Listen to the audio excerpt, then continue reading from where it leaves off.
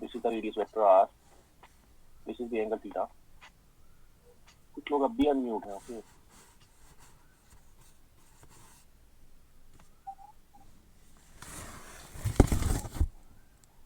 Radius vector r. Its projection on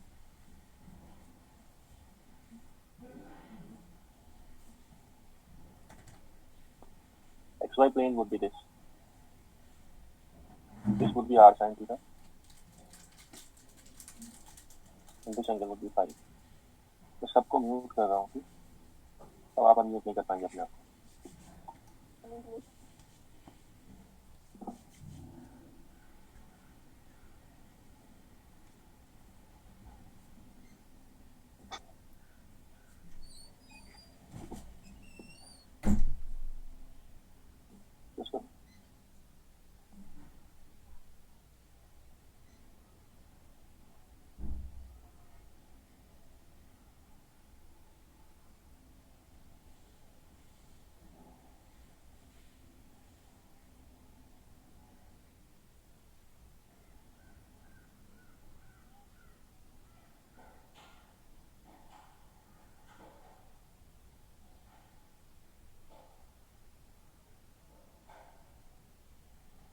Okay. So this is the surface element. This is r sin theta. It makes angle phi with x axis. Okay. So मैंने बताया था आपको पहले range of theta will be from 0 to pi, and range of phi will be from 0 to 2 pi. Range of r will be from 0 to infinity. मतलब maximum value कितनी हो सकती है? Minimum value of r could be 0 and maximum value of r could be infinity. Range होगी 0 से लेकर infinity. ये हमारी r थीटा फाई की रेंज होगी. ओके. मैं बात कर रहा हूँ सरफेस एलिमेंट की. तो सरफेस एलिमेंट क्या होगा? It would be cross product of two length elements. ठीक है. तो ds. तो I first talk about this surface area. इसके बारे में बात करेंगे पहले. ये जो सरफेस आपको बाहर से दिख रहा है. ओके. जैसे आपके पास कोई बॉल है अगर. ओके. तो उसमें जो बाहर से आप सरफेस देखते हैं उसको बोलते हैं कौन सा surface? That is known as spherical surface. Spherical surface. Okay. So spherical surface में what is constant? What is constant? Spherical surface में रहता है r constant. What is constant over it? R constant. क्योंकि सरफेस पर आप कहीं भी पहुंचेंगे अगर एक जगह से दूसरी जगह, तो what is constant? What is constant? R out of r theta phi. तीन हमारे पास कोऑर्डिनेट्स हैं r theta phi. उसमें से क्या कांस्टेंट है? r कांस्टेंट है. ओके. तो हमारे पास तीन लेंथ एलिमेंट हैं. We have three length elements dl r, dl theta, dl phi. तो r इज कांस्टेंट. तो r इज कांस्टेंट. तो क्या होगा?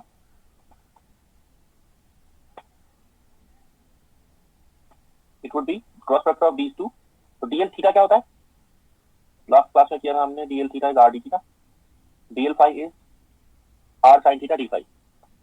ओके. तो ये हो जाएगा यहाँ पर r स्क्वायर, दोनों का product r square sin theta d theta d phi. Okay. Direction क्या होगी? डायरेक्शन होगी theta cross phi.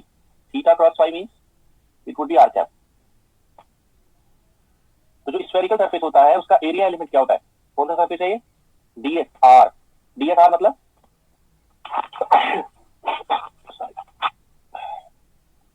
dsr means ऐसा सरफेस जिसके ऊपर क्या कांस्टेंट हो? r कांस्टेंट हो. कितना होता है वो? r square sin theta d theta d phi r cap.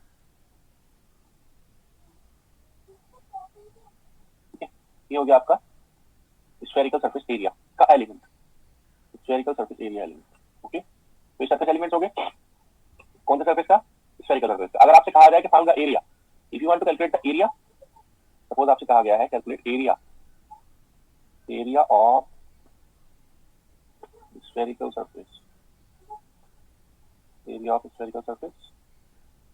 तो आप कैसे करेंगे? Area of spherical surface. ठीक है. फॉर अ स्फीयर ऑफ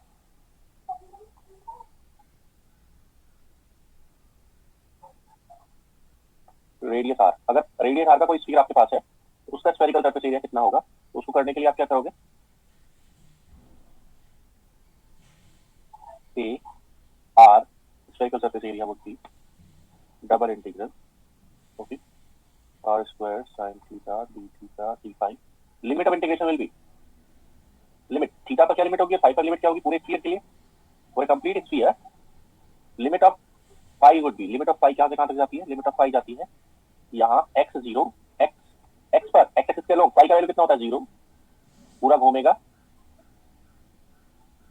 कितना आएगा पूरा 0 से 2 pi phi, it starts from here okay and here, तो कितना रेंज रहता है थीटा का 0 टू पाई। तो हमारे पास थीटा एंड फाई तो है variable okay, what about this, theta and phi तो वेरिएबल है, आर आर क्या है ये r, that r is constant, constant का वैल्यू कितना है, आर का वैल्यू कांस्टेंट है, कितना कांस्टेंट है, what is the value of r, क्योंकि मैंने क्या कहा है स्फीयर कितनी रेडियस का है, स्फीयर जो है वो कितनी रेडियस का है आर का, कैपिटल आर का। ये हो गया हमारा इंटीग्रल। तो जब आप इंटीग्रल परफॉर्म करेंगे तो क्या मिलेगा ए आर, तो कैपिटल आर स्क्वायर बन जाएगा, r it is constant, sine theta का इंटीग्रल क्या होता है, integral of sine theta is what minus cos theta, integral हो रहा है चूंकि कहां से कहां तक 0 से पाई तक, and integral of phi would be phi 0 to 2 pi okay, तो कितना आ जाएगा, it would be 4 pi r square, simple answer आएगा ओके। तो आप जानते हैं क्या स्फेरिकल सरफेस एरिया एलिमेंट होता कितना है, स्फेरिकल सरफेस एरिया एलिमेंट होता है 4 पाई आर स्क्वायर ओके, तो ये इस एलिमेंट से निकलेगा ठीक है। तो ये एलिमेंट क्यों लिखवाया मैंने, why I have written this element, क्योंकि समटाइम्स हमें इंटीग्रल परफॉर्म करना पड़ता है, ऐसा नहीं है कि हम हर बार 4 पाई आर स्क्वायर मल्टीप्लाई कर देंगे, no sometimes we need to perform the integral, इसलिए हमें एरिया एलिमेंट लिखना पड़ेगा। तो आर कांस्टेंट सरफेस है, आगे चलते हैं, अगर हम करें वो constant suppose we make theta constant,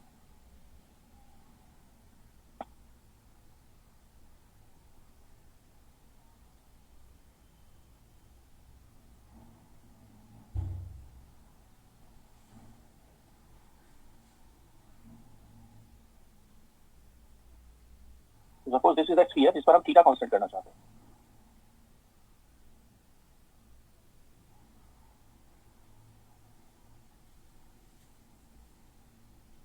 suppose मैंने इस पर ये थीटा कांस्टेंट कर दिया, आप देख रहे हैं पूरे प्लेन पर जो मैंने ये लाइंस वाला प्लेन बनाया है, जो मैंने मार्क किया प्लेन, इस पूरे प्लेन पर आप देखेंगे थीटा वैल्यू कांस्टेंट होगा, कितना कांस्टेंट होगा वो देखते हैं। तो आप देख रहे हैं यहाँ से अगर मैं इसको पूरा घुमाता हूँ, if I make it like this, so phi is rotating by how much, phi is rotating by 2 pi, इस पर phi का रोटेशन हो रहा है कितना 2 pi ओके। इस पर r का वेरिएशन होगा कहां से कहां तक, अगर ये स्फीयर रेडियस r का तो r कहां से कहां तक वेरी करेगा,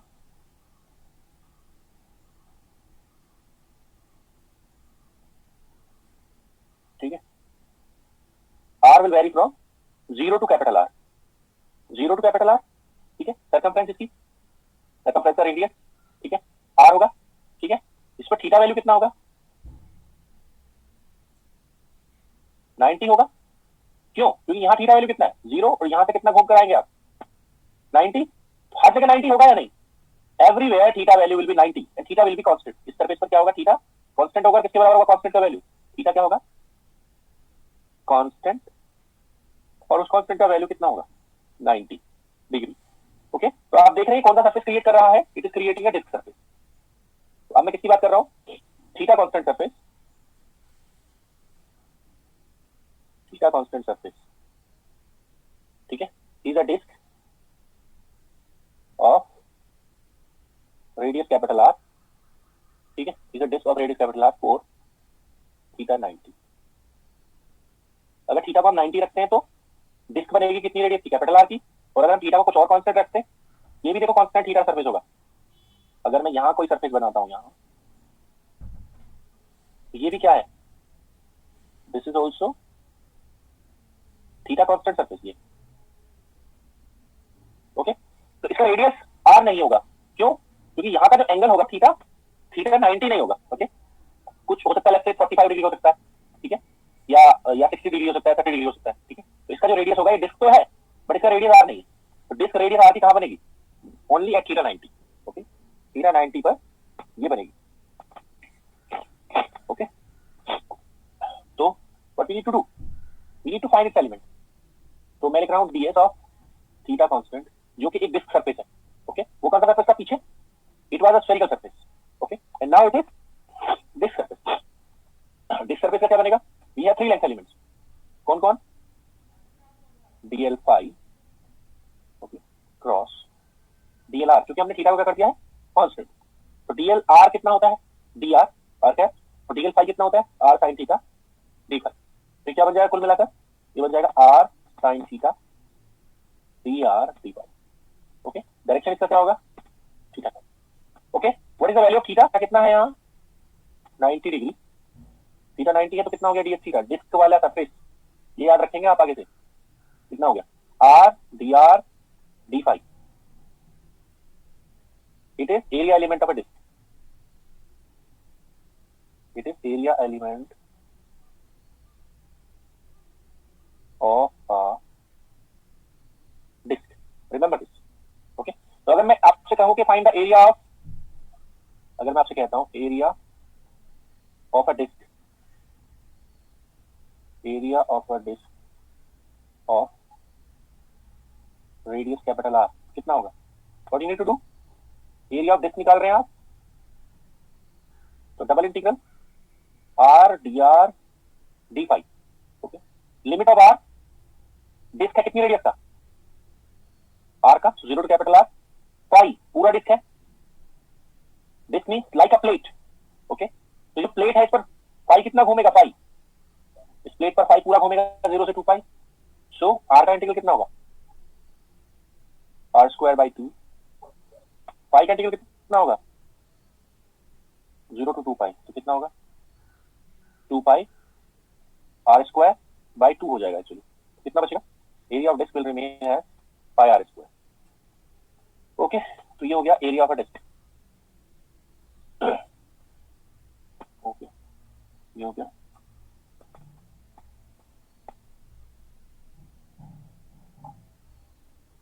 ओके, तो हमने दो एरिया करे यहाँ पर, क्या क्या, एक तो स्फेरिकल सरफेस एरिया, उसका एलिमेंट आपको याद रखना है ये, दूसरा मैंने किया है डिस्क सरफेस एरिया, जिसका एलिमेंट ये होता है, you need to remember that. Okay, अब अगर मैं क्या करता हूं, if I take phi constant, phi constant surface,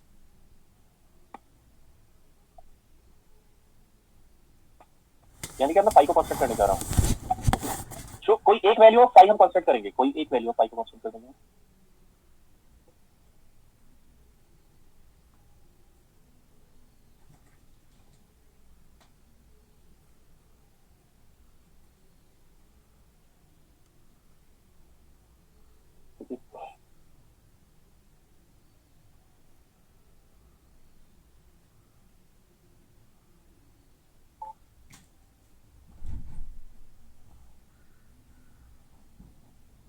तो फाई कांस्टेंट का मतलब है कि मान लिया हम यहां से शुरू करें जेड एक्सिस से, ये एक्स एक्सिस को कट कर रहा है पॉजिटिव को, और नेगेटिव जेड एक्सिस पर पहुंच गया है, can you see that,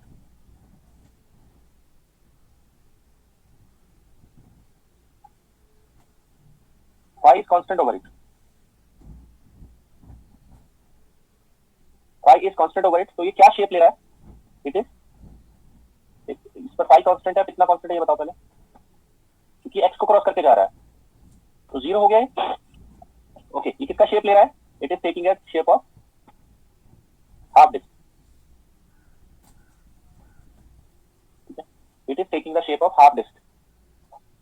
okay, ये हाफ डिस्क का शेप ले रहा है, तो इसका एरिया एलिमेंट कितना होगा ds phi, it would be dl, क्या कांस्टेंट है इस पर r, dl r क्रॉस dl थीटा, फाई को कांस्टेंट करना है, सो कितना होगा dl r is dr, r dr d theta, इस डायरेक्शन में होगा फाई कैप में।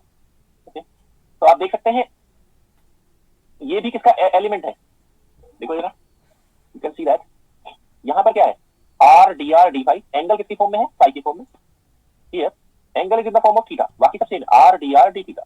ओके, यानी कि ये भी कुछ और डिफाइन नहीं कर रहा है, ये भी क्या डिफाइन कर रहा है area element of a disc, phi constant से भी क्या जनरेट होता है shape, it is generating a disc shape again, तो ds डिस्क क्या बना, ds डिस्क बनता है r dr d थीटा फाई कैप। ओके, तो लिमिट क्या होगी अगर हमें इसका एरिया निकालना है, जो मैंने सरफेस मार्क किया है, the surface which I have marked, ठीक है, तो उसकी लिमिट क्या होगी, ठीक है, उसकी लिमिट होगी 0 से कितना, अगर मैं थीटा की लिमिट मार्क देता हूँ यहाँ पर, थीटा वैल्यू कितना है यहाँ 0 डिग्री, और यहाँ पर कितना हो जाता है थीटा पाई, तो हमारी ये एरिया किसका एरिया आएगा अगर मैं निकालता हूँ तो, जो मैंने मार्क कर रखा है, तो लिमिट होगी 0 से पाई, तो ये आधे डिस्क का एरिया आएगा या पूरे डिस्क का, ये जो मार्क्ड एरिया है वो कितना आएगा निकल कर, if I calculate this then this would be what, pi r square by 2, ये होएगा निकल के, आप चाहे करके देख लीजिए, r की लिमिट क्या होगी 0 टू कैपिटल R, थीटा की लिमिट क्या होगी 0 टू पाई, तो आंसर आएगा पाई r स्क्वायर बाय 2, ओके, तो ये भी किसका एरिया एलिमेंट है डिस्क का, ये भी किसका एरिया एलिमेंट है डिस्क का, ये किसका एरिया एलिमेंट है स्फेरिकल सरफेस का, तो कितने डिस्टिंक्ट, हाउ मेनी डिस्टिंक्ट, ये नंबर 2 हो गया इक्वेशन, ये नंबर 3 हो गया, तो how many distinct area we found, only 2, कौन कौन, स्फेरिकल एंड डिस्क, ठीक है, तो समझ गए आप, तो डिस्क के लिए कैसा हो गया, जनरलाइज एरिया एलिमेंट क्या हो गया डिस्क का, जनरलाइज हो गया ऐसे करके R D alpha, R D alpha, okay, area element अगर मैं स्केलर लिखता हूं तो पूरी डिस्क के लिए वो फुल डिस्क क्या होगा, this is what, this is generalized area element of a disc, okay, तो वो फुल डिस्क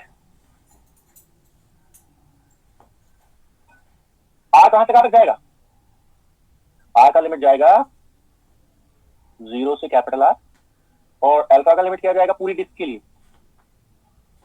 0 से 2 पाई, ओके, तो मतलब आप इस थीटा को अल्फा रख सकते हैं, इस फाई को भी अल्फा रख सकते हैं, तो पूरे डिस्क के लिए क्या करना होगा, लिमिट 0 से 2 पाई लेना होगा, आधा डिस्क होगा तो कितना लेना होगा 0 से पाई लेना होगा, क्वार्टर डिस्क होगा तो लिमिट क्या होगा 0 टू पाई बाय 2 होगा, ओके, लाइक दैट, तो हमने दो ही डिस्टिंक्ट एरिया एलिमेंट निकाले, एक तो स्फेरिकल सरफेस और दूसरा कौन सा डिस्क सरफेस, ओके, तो depending upon your situation, depending upon your need, आप क्या कर सकते हैं उसको देख सकते हैं, ठीक है, now the volume element, last one, volume element, volume element क्या होता है, D tau is a scalar quantity जो कहां से निकलेगा, it can be found by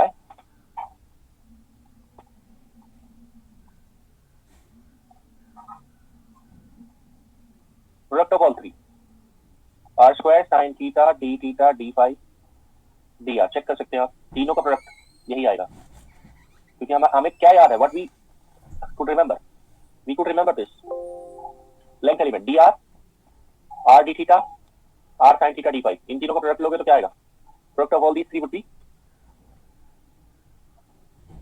this r square sin theta d theta d phi dr, तो अगर आपसे कहा जाए क्या, find the volume of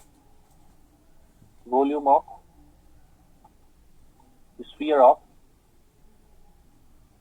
radius capital R, तो क्या करेंगे आप, you will find the volume by using volume integral d tau, so it would be a triple integral,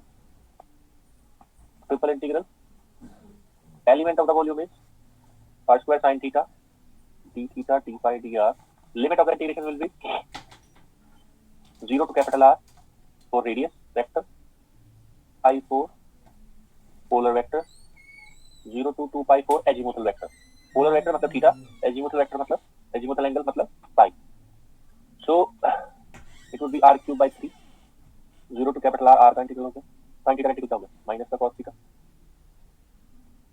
0 to pi, and integral of phi is 0 to 2 pi, what is the volume will come out to be 4 by 3 pi r cube, ये सब जानते हैं आप कि volume कितना होता है sphere का, 4 by 3 pi r cube होता है अगर उसका रेडियस कैपिटल आर है तो, बट हमें एलिमेंट फाइंड आउट करना था, ठीक है, we need to find out the element, okay, तो एलिमेंट होता है r square sin theta d theta d phi dr, remember this, तो आपको एरिया लेंथ एलिमेंट कितनी चीजें याद करनी है यहाँ पर, लेंथ एलिमेंट याद करना है, स्फेरिकल सरफेस एरिया एलिमेंट याद करना है, एरिया एलिमेंट और डिस्क याद करना है, ये कुछ नया नहीं है, इट इज नथिंग न्यू, ये वही है, डिस्क का एरिया एलिमेंट है, और क्या याद करना है volume element, okay, these many things you need to remember, ठीक, अब बात आती है sometimes we need conversion of the coordinate system, वैसे तो आपने शायद मैथमेटिकल फिजिक्स में सब पढ़ लिया होगा, I don't know how much you have studied there या how much you will study there,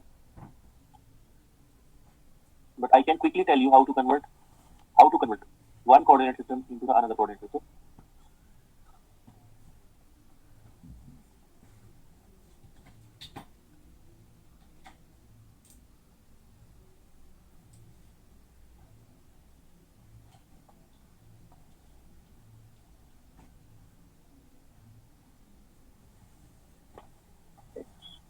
Y.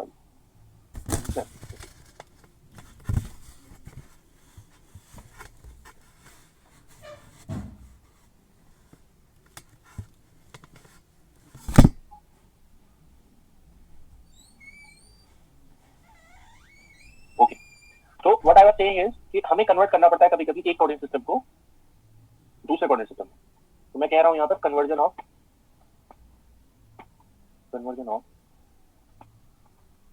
Unit vectors, conversion of unit vectors of spherical system to Cartesian system.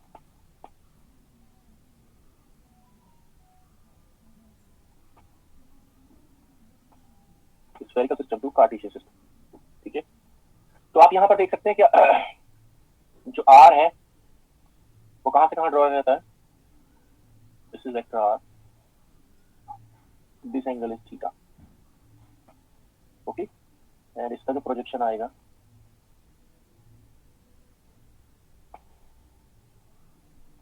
वो कितना आता है R sin थीटा। इस angle कितना रहता है, ये वैल्यू क्या है, ये this value R sin theta.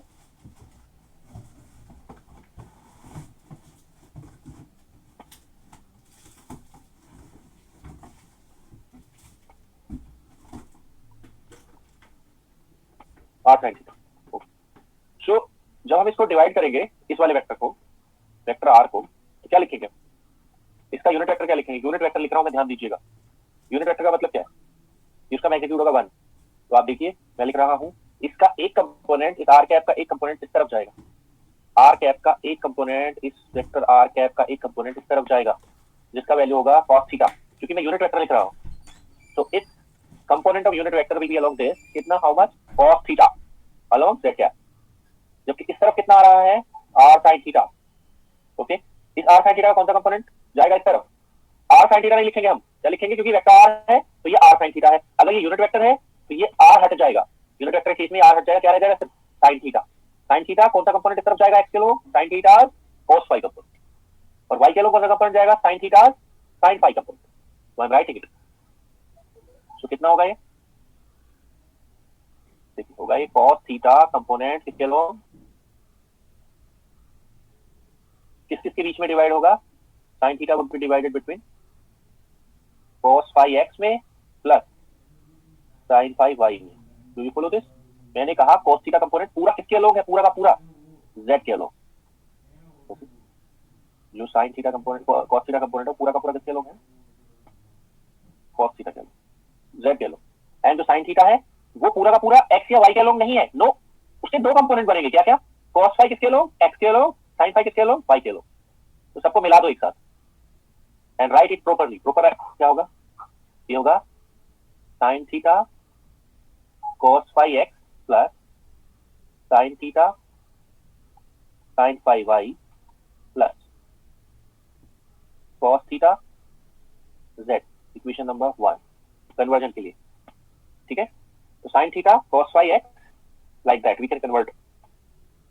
Okay, तो अगर हम इस पॉइंट की बात कर रहे हैं, वैसे तो हमें ज्यादा परेशानी नहीं होनी चाहिए।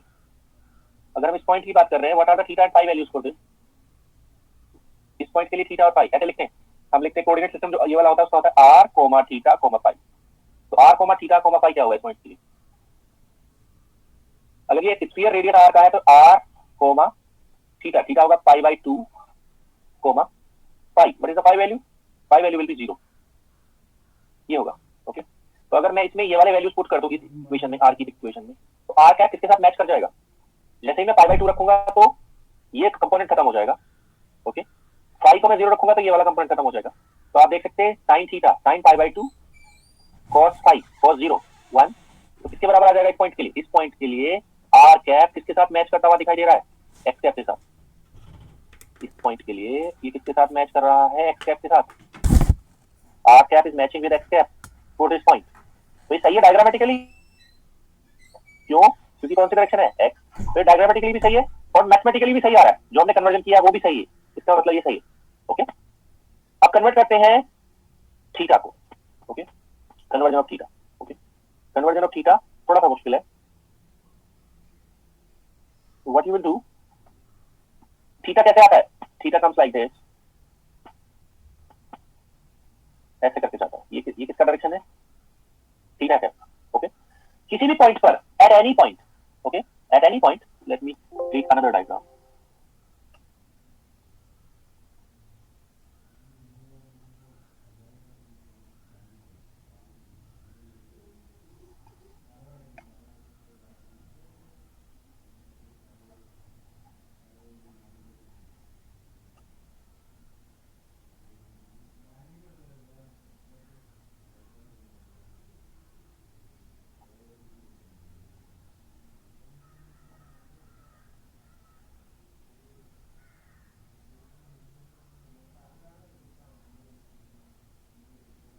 ओके, तो ये मान लिया है, ठीक है।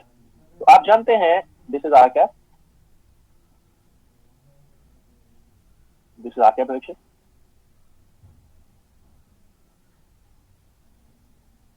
This direction is theta cap. ये एंगल कितना है? This angle is 90। क्योंकि मैंने आपको बताया था क्या कि किसी भी पॉइंट पर आर थीटा एंड फाई आपस में क्या होंगे? Mutually perpendicular. क्योंकि आप जानते हैं कि r cap dot theta cap क्या होता है? You know that r cap dot theta cap is 0 because they are mutually perpendicular. अब आप क्या करते हैं? व्हाट यू डू कि जेड एक्सिस के पैरेलल एक एक्सिस ले लेते हैं इस पॉइंट के लिए।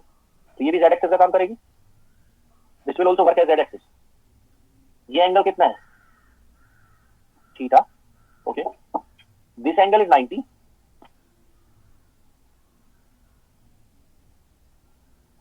Okay, okay, so what is the angle between theta cap and z? तो यहां से यहां तक का एंगल थीटा है और यहां से यहां तक का एंगल 90 है। तो what is the angle between z axis and theta cap? It is 90 plus theta. I hope you understand it. Theta cap में और जेड एक्सिस में एंगल है 90 plus theta. I hope you understand it. अब मैं यहीं पर क्या करता हूं? एक्स वाई प्लेन के पैरेलल एक प्लेन खींच देता हूं।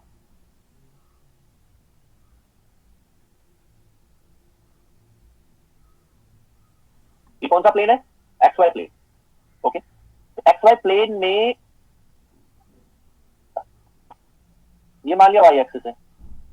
ओके, तो एंगल कितना है जेड में और वाई में? Angle between z and y is 90। तो थीटा कैप में और इस प्लेन में कितना एंगल हो गया? इस प्लेन में और थीटा कैप में कितना एंगल हो गया? ठीक है, आप जानते हैं जेड में और एक्स वाई प्लेन में कितना एंगल है? जेड में एक्स वाई प्लेन में एंगल है 90। तो कितना एंगल हुआ? तो मैं यहां लिख रहा हूं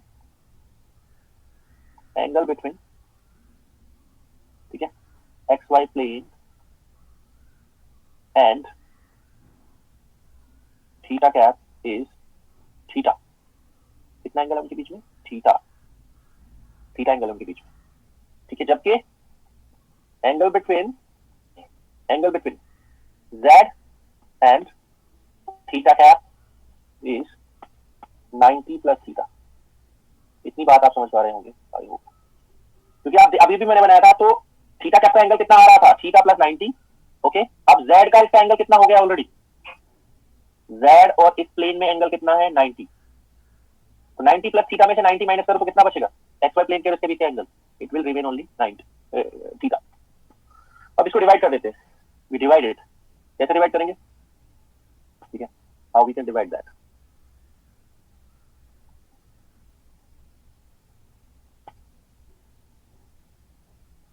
ओके, तो वी विल रिपीट दिस। देखो, थीटा कैप को मैं डिवाइड करना चाहता हूं और मैं कह रहा हूं एंगल कितना है जेड एक्सिस में और थीटा कैप में? 90 प्लस थीटा। तो मैं क्या लिखूंगा? कॉस ऑफ 90 प्लस थीटा किसके लोग जाएगा? जेड के लोग प्लस। ध्यान दीजिए, एंगल कितना है? ठीक है, angle between x Y plane and theta cap is theta, x Y plane और थीटा कैप के बीच का एंगल थीटा है। ओके, तो क्या होगा, कॉस थीटा कंपोनेंट जाएगा किसके लोग, एक्स वाई प्लेन के लोग, एक्स वाई प्लेन के लोग कॉस थीटा कंपोनेंट, और वो कैसे कैसे डिवाइड होगा, how it would be divided, it would be divided as cos phi किसके लोग, एक्स के लोग, साइन फाई किसके लोग,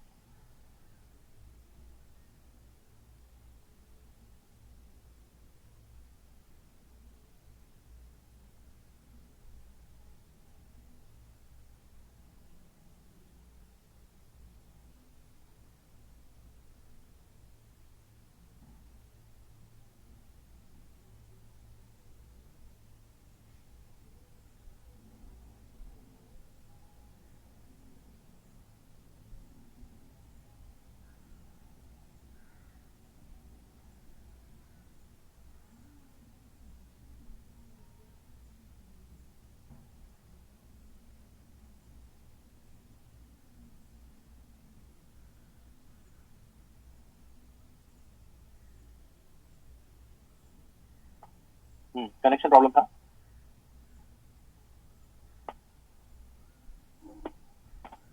ओके, मैं कह रहा था कि 90 प्लस थीटा जेड एक्सिस से बन रहा है, तो उसकी तरफ कौन सा कंपोनेंट जाएगा, cos theta 90 plus z cap, x Y plane से एंगल बन रहा है थीटा, तो कंपोनेंट जाएगा cos theta, but x Y plane में कैसे डिवीजन होता है, cos फाई एक्स के लोग, sin फाई वाई के लोग, इसलिए कुल मिलाकर क्या बनेगा, कुल मिलाकर क्या बनेगा ये,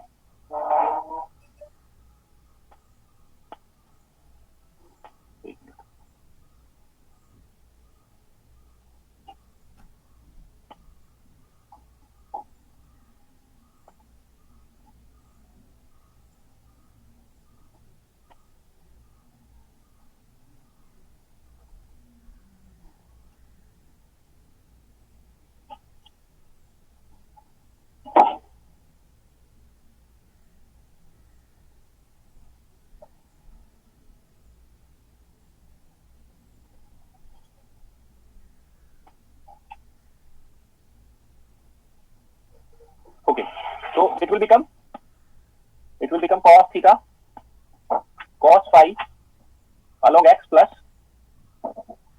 cos theta sin phi along y, but cos 90 plus theta, it would be in second quadrant. Okay, it would be in second quadrant, cos 90 plus, okay, and cos क्या बनता है second quadrant में minus, so it will become sin theta z cap.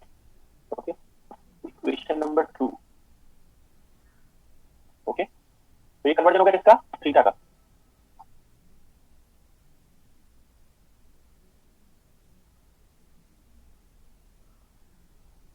Okay, तो ये theta का conversion था, पाई का conversion देखते हैं। ठीक है,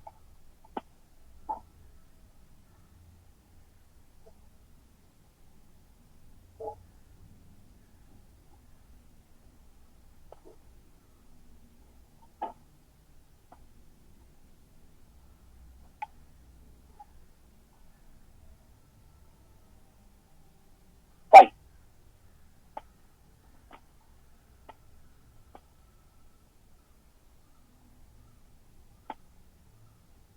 तो ये पाई है, तो पाई का रोटेशन कैसे होता है, it rotates like this,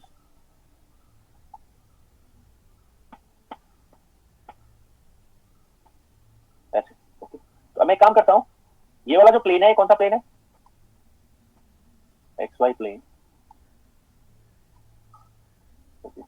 x Y plane, इसको उठाकर यहां बना देते हैं, this I am making is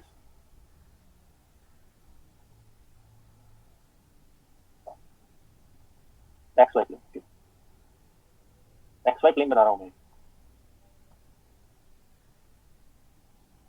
x Y, ठीक है, सिर्फ ये वाला जो डिस्क दिख रहा है यहाँ पर वो वाला प्लेन है, इस पर आर कैप कैसे होगा, ये आर कैप है, फाई कैप किधर होगा, आप देख रहे हैं ये कौन सा होता है, फाई कैप, ये होता है ना फाई कैप, तो यानी कि ये जो इस सर्कल पर एरो आएगा, ठीक है, वो फाई कैप, ये एंगल कितना है, ये दिस एंगल इज 90, ये वाला डायरेक्शन कौन सा डायरेक्शन है, phi cap, this angle is 90, ये वाला एंगल कितना है, फाई, फाई एंगल किसके बीच का होता है, x axis and r cap के बीच का। सो अगर मैं फिर से वही करूं, क्या इसको हम क्या बना सकते हैं, parallel to y is y, any axis parallel to y axis is y, ये वाई हो गया, और ये क्या हो गया, एक्स, ये एंगल कितना है, फाई। तो कितना एंगल हो गया पूरा फाई कैप में और एक्स एक्सिस में, angle between x axis and phi cap is 90 plus phi. Do you understand this और नॉट? आप चेक कर सकते हैं कि आर कैप में और एक्स एक्सिस में कितना एंगल है, फाई। ओके, तो अच्छा आर कैप में और फाई कैप में कितना एंगल है, 90। तो ये पूरा एंगल कितना हो गया, this complete angle, this complete angle, this पूरा कंप्लीट एंगल कितना हो गया, ठीक है, 90 plus phi.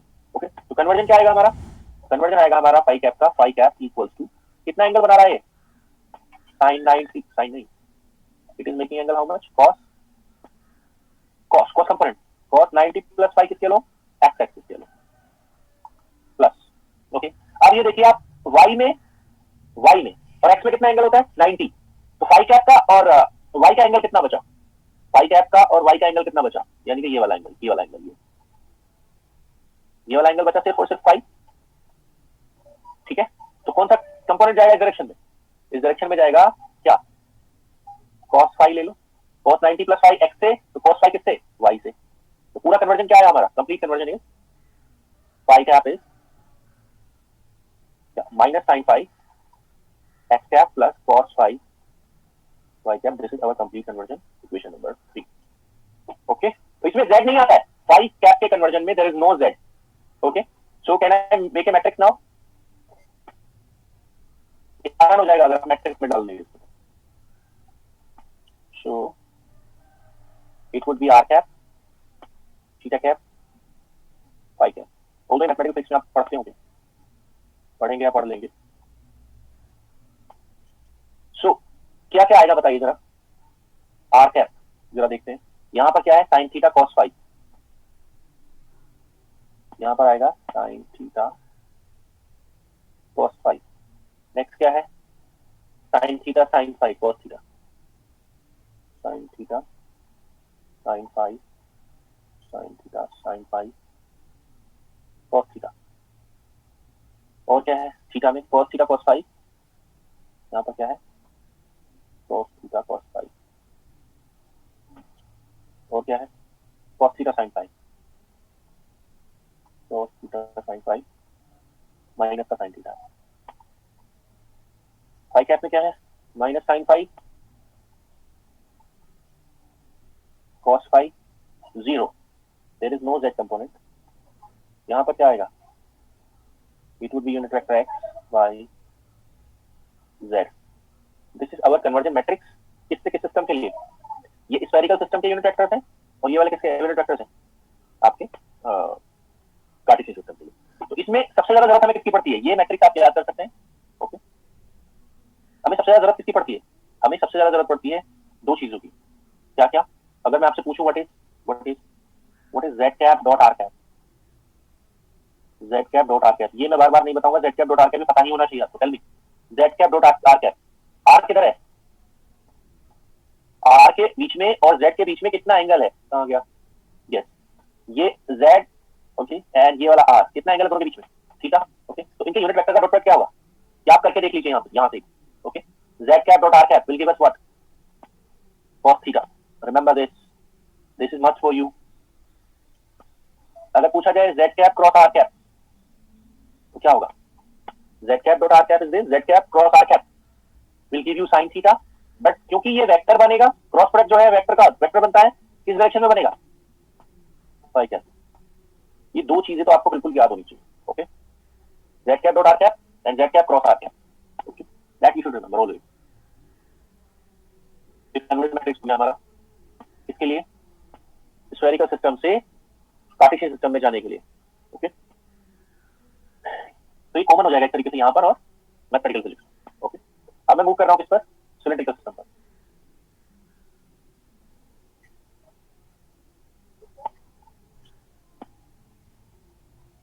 Cylindrical coordinate system, ठीक है। Okay, so this is a cylinder, you can see that.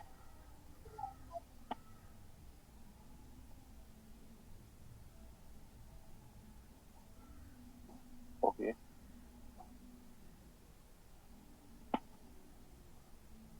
so this is x, this is y and this is z. So z axis किसको बताएगा? इस cylindrical system z means length vector. Okay, radius कहां से major होता है इसका?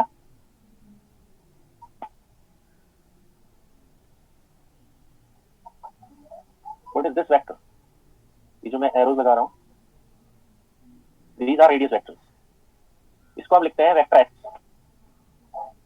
Okay, so phi क्या होगा? Phi is again same, phi would be same, कैसे? It would be same as before, जैसा स्फेरिकल सिस्टम में था।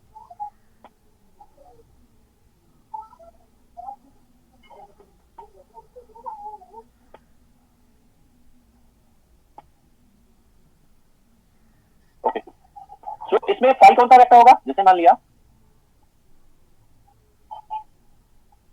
ये वाला वेक्टर कौन सा वेक्टर होगा? ये होगा वेक्टर एक्स,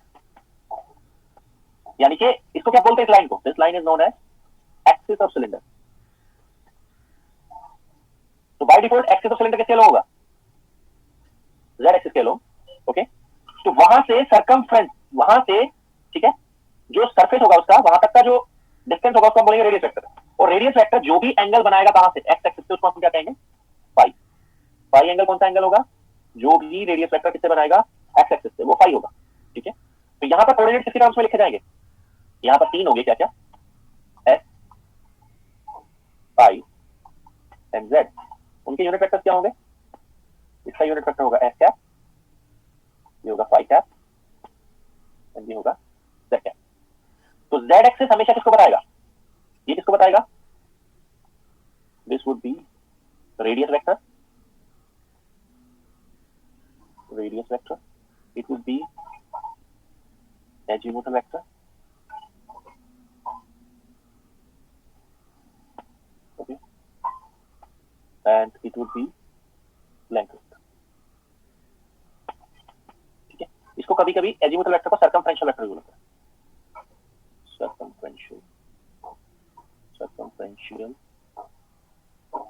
circumferential vector, यानी कि उसकी circumference पर जो वेक्टर घूमेगा वो कौन सा वेक्टर होता है? सर्कमफ्रेंशियल। ये सर्कमफ्रेंशियल वेक्टर होता है। ये कौन सा वेक्टर है? ठीक है, अच्छा कैसे पता लगेगा हमें कि फाई वेक्टर कैसे घूम रहा है? फाई वेक्टर तो उसका बड़ा इजी सा आप पता लगा सकते हैं। कैसे? आप अपनी राइट हैंड की फिंगर को, जैसे मैंने राइट हैंड ग्रिप रूल बताया था लास्ट क्लास में, ठीक है, तो राइट हैंड ग्रिप रूल से आप अपनी राइट हैंड की फिंगर को, ठीक है, इस डायरेक्शन में घुमाइए। यानी कि आप एक काम करिए, इस सिलेंडर को राइट हैंड से ग्रिप कर लीजिए, आप इस सिलेंडर को राइट हैंड से पकड़ लीजिए, ओके, ग्रिप कर लीजिए, ठीक है। तो आपका जो थंब होगा, ठीक है, वो जेड डायरेक्शन में अगर पॉइंट कर रहा होगा थंब, तो आपकी फिंगर प्लस फाइव आपको बता रही है। If you grip this cylinder with your right hand, okay, and आपका थंब अगर प्लस जेड में होगा तो इसका मतलब आपकी फिंगर किस तरफ है? Plus five. ये पहचान है फाइव कैप का, ओके, तो ये फाइव कैप होगा, प्लस फाइव कैप, ओके, तो ये होगा। और अगर आपका थंब पॉइंट कर रहा है माइनस जेड में, तो समझ लीजिए आपकी फिंगर किस तरफ पॉइंट कर रही है? Minus five, okay. सिमिलरली यहां पर भी था, क्या आपका फाइव कैप था, तो अगर आप इस स्फीयर को ग्रिप करेंगे ऐसे, अपनी फिंगर को फाइव कैप में लेकर स्फीयर को ग्रिप करेंगे, तो आपका थंब किस तरफ जा रहा होगा? प्लस जेड में, ओके। तो फाइव कैप, अगर फिंगर की डायरेक्शन में फाइव कैप है तो थंब किस डायरेक्शन में होगा? राइट हैंड का, जेड में हमेशा, ओके, सिलेंडर में भी और स्फीयर में भी, ठीक है। ये हो गया। तो रेंज क्या होगी इनकी फिर से? Cylinder could be of zero radius और could be of infinite radius, okay. और क्या हो सकता है? फाइव की लिमिट क्या होगी? फाइव की लिमिट होगी जीरो से लेकर 2 पाई तक। जेड की लिमिट क्या होगी? माइनस इंफिनिटी नीचे, प्लस इंफिनिटी ऊपर तक। मतलब इसकी लिमिट क्या होगी जेड की? इधर से शुरू कर सकता है माइनस जेड, माइनस इंफिनिटी से, और कहां तक जा सकता है? प्लस इंफिनिटी तक। ये लिमिट होगी हमारी किसकी? एस वाई जेड की, ओके। अब मैं लिखता हूं लेंथ एलिमेंट्स। लेंथ एलिमेंट,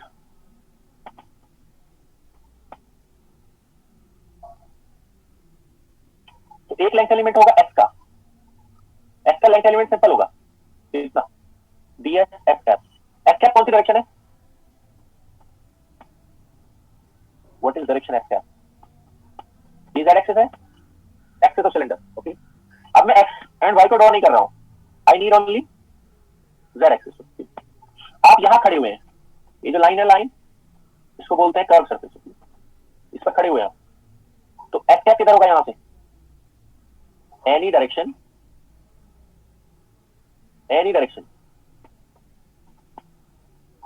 ये सब किसकी डायरेक्शन को बता रहे हैं? चाहे इस तरफ चले जाओ,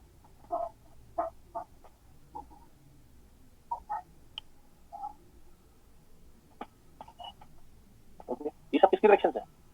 plus s square, plus s square. ये किसकी डायरेक्शन है? Plus s square, plus s square. Okay, वैसे ही क्या है, if you are standing on this surface,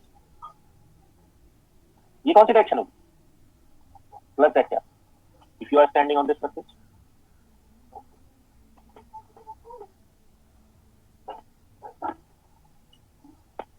minus s square. Okay, तो ये इसको बता रहा है। और प्लस फाइव का पता कैसे लगाओगे? ये किसको बता रहा है? प्लस फाइव, क्योंकि आपको क्या चेक करना है कि आपके राइट हैंड का फिंगर प्लस फाइव में अगर है तो थंब किस तरफ है? Plus Z. ओके, तो ये हो गया लेंथ एलिमेंट डीएस का। यानी कि आप क्या कह रहे हैं, पहले सिलेंडर अगर एस रेडियस का था और बाद में उसको कितना कर दिया, एस प्लस डीएस, तो ये हो जाएगा डीएल फाइव, डीएल फाइव। अगर आप सिलेंडर को क्या करते हैं, सिलेंडर को ऐसे कर देते हैं, you rotate the cylinder and make it like this, यानी कि सर्कमफ्रेंस क्या हो जाता है,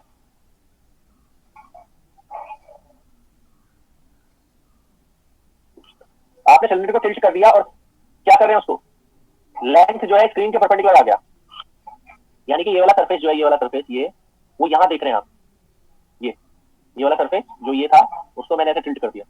ओके, तो आप देखेंगे क्या, ये रेडियस वेक्टर हो गया भाई, यहां से यहां तक रेडियस वेक्टर हो गया, कोई भी एस हो गया ये। ओके, और उसको थोड़ा सा घुमा दिया,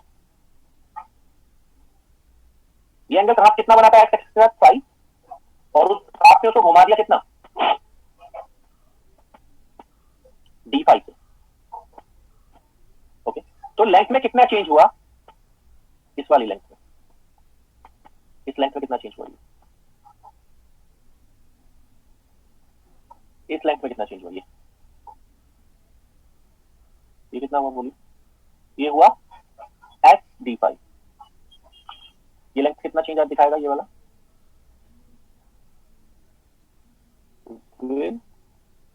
show a change of S d five. Okay, कितना हो जाएगा ये एस डी फाइव, किस डायरेक्शन में चेंज दिखेगा आपको, फाइव क्या, ये जो एरो देख रहे हैं ना आप, ये वाला, ओके, ये किसके चेंज को दिखा रहा है, ऐसे वाला एरो, ये फाइव कैप के चेंज को दिखा रहा है। ओके, डीएल जेड कितना होगा, वो तो डी जेड ही होगा, बस सिंपल है डी जेड। ओके, ये है, तो ये हो गया तीनों लेंथ एलिमेंट। तो टोटल लेंथ एलिमेंट कितना हुआ, डीएल टोटल, डीएल टोटल हुआ सिलेंडर का ds s cap plus s d phi cap plus D Z Z cap, ये टोटल लेंथ एलिमेंट हुआ, that you need to remember. Okay, length element हो गया, surface element.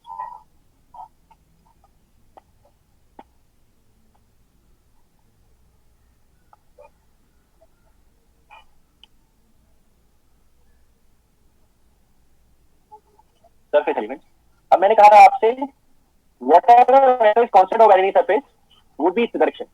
तो अगर मैं curve surface की बात करता हूं,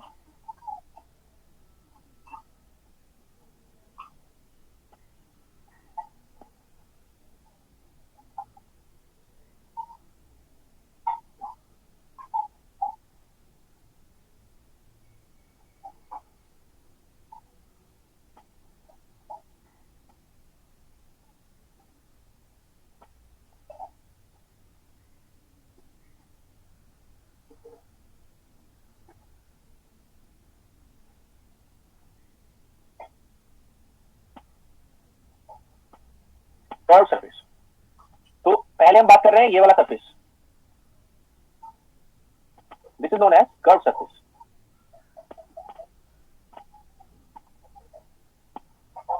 कर्व सरफेस ऑफ सिलेंडर। इस कर्व सरफेस पर क्या कांस्टेंट है? इस कर्व सरफेस पर एस कांस्टेंट है। S is constant over the surface. Okay,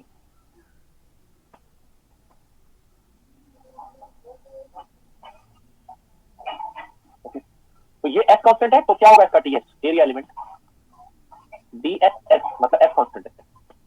तो क्या क्या आ गया इससे? It would be cross product of dl phi and dl z. ये क्या हो जाएगा? S D phi d z. क्या नहीं आएगा इसके ऊपर? S, s D phi d z. किस डायरेक्शन में? S cap. ये कौन सा सरफेस है?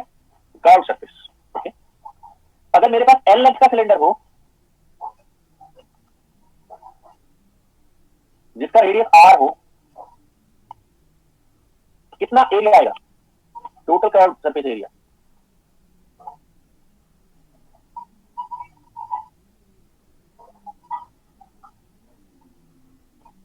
It would be a s. कितना होगा? S D phi d z. Okay, s का वैल्यू कितना है? आर। फिक्स है या वेरिएबल है? फिक्स। ओके, फाई का वैल्यू कितना है? 0 से 2 पाई। जेड का वैल्यू कितना है? 0 to l, 0 to 2 pi phi and 0 to l z. कितना हो गया? 2 पाई आर एल। ये आप जानते होंगे, सिलेंडर का ये वाला जो एरिया होता है, ये वाला कर्व सरफेस एरिया, ये कितना होता है? 2 पाई आर एल। उसका एलिमेंट कितना हुआ ये आपको याद करना है। एलिमेंट ये हुआ, उसका डायरेक्शन क्या हुआ? Radially outward. ओके, ये है डायरेक्शन कितना हुआ इसका सरफेस का? नॉर्मल टू इट, ऐसे प्लस एक्स क्या है। ओके, अगला एलिमेंट क्या है? ऐसा एलिमेंट जिस पर फाई कांस्टेंट हो। ओके, फाई कांस्टेंट हो, तो फाई कांस्टेंट किस पर होगा? Cross product of dl z dl s, phi constant. So कितना होगा वो? Ds d z. इस डायरेक्शन में फाई कैप। ओके, वो कौन सा सरफेस होगा? वो कौन सा सरफेस होगा उसके बारे में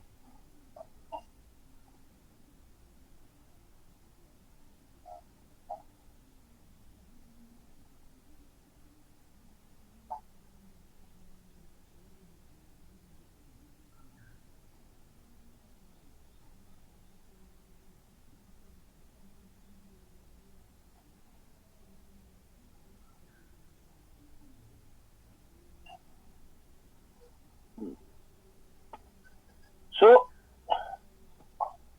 डायरेक्शन कौन सा डायरेक्शन है? Z. Okay, and this is X, this is Y.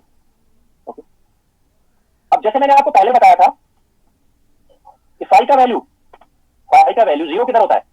X axis पे लो, तो आप क्या कर सकते हैं, यहां से एक्स एक्सिस की तरफ ऐसे बना लीजिए,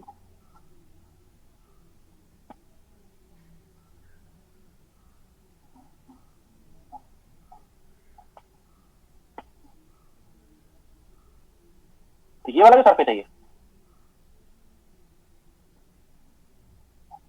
इस पर फाई क्या होगा? कांस्टेंट। तो किसके जैसा एरिया, ये क्या शेप ले रहा है? It is taking a rectangular shape. तो किसी रेक्टेंगल का एरिया क्या होता है? जैसे एक डायमेंशन ए है, दूसरा डायमेंशन बी है, तो सिंपल प्रोडक्ट होता है। ठीक है, डी एस डी जेड। तो ये कौन सा शेप जनरेट करेगा? Which shape it will generate? It will generate a rectangle shape. Rectangle का एरिया आप जानते हैं, ज्यादा कुछ नहीं है इसमें, और ये उतना इंपॉर्टेंट भी नहीं है, ये वाला इंपॉर्टेंट है।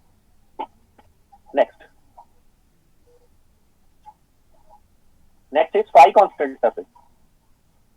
फाई कांस्टेंट हमने कर लिया, जेड कांस्टेंट सरफेस।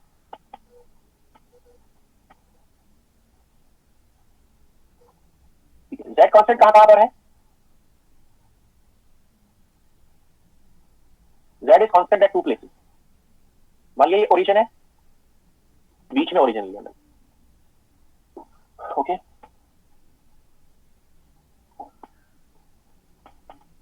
और इसको बताया है एल लेंथ का। तो ये नीचे वाला सरफेस z की कितनी वैल्यू पर आएगा? नीचे वाला सरफेस आएगा z equal to minus L by two value, और ऊपर वाला सरफेस आएगा z equal to plus L by two. Okay, ऊपर वाला सरफेस क्योंकि मैंने बीच में लिया ओरिजिन, अगर मैं ओरिजिन यहां ले लेता तब क्या होता? तब होता नीचे वाला surface z zero surface and upper वाला surface z l surface plus l surface. तो इन पर आप देख सकते हैं z का वैल्यू कांस्टेंट है, और ये क्या शेप बना रहा है? It is making a disc, it is making a disc. Okay, कितना हुआ? dsz it would be product of two elements, that constant है, इसका प्रोडक्ट ds d5 क्या होगा? ये ds d5 z क्या? तो it is generating a disc. Disc का सरफेस एरिया एलिमेंट आप पहले भी पढ़ चुके हैं स्फेरिकल सिस्टम में, ये कुछ नया नहीं है, इट इज नथिंग न्यू। वहां पर क्या आता था स्फेरिकल सिस्टम में? अगर आप जाकर देखो या आपको याद रखना वैसे, तो क्या मिलता था वहां? गो बैक एंड सी, मैं दिखाता हूं। क्या मिल रहा था वहां पर? आर डी मिल रहा था वहां पर, एस वहां पर मिल रहा है सिलेंडर में s d s d five. तो radius vector in spherical system क्या है? R. Radius vector in cylindrical system क्या है? एस। तो क्या वो एक नया एलिमेंट है? नहीं, हमेशा क्या होगा डिस्क का area element? S d s d five या r d five, depending upon कि आप किससे डील कर रहे हैं, सिलेंड्रिकल सिस्टम से या स्फेरिकल सिस्टम से। तो डिस्क दोनों में बन सकता है, सिलेंड्रिकल सिस्टम में भी और इसमें भी। एरिया हम निकाल चुके हैं इसका, ठीक है। ओके, तो कितने डिस्टिंक्ट, अगर मैं सारे सिस्टम्स मिला दूं, if I add all the systems, then क्या होगा? आप कितने शेप्स जनरेट कर सकते हैं in all coordinate, in all coordinate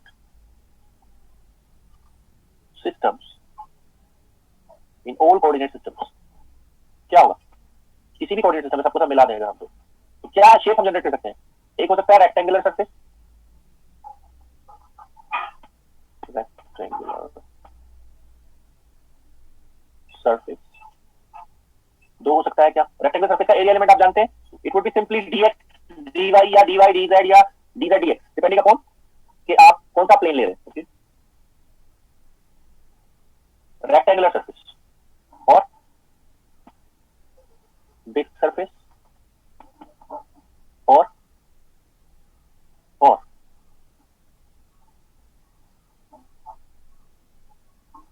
क्या हो सकता है बताइए? स्फेरिकल सरफेस,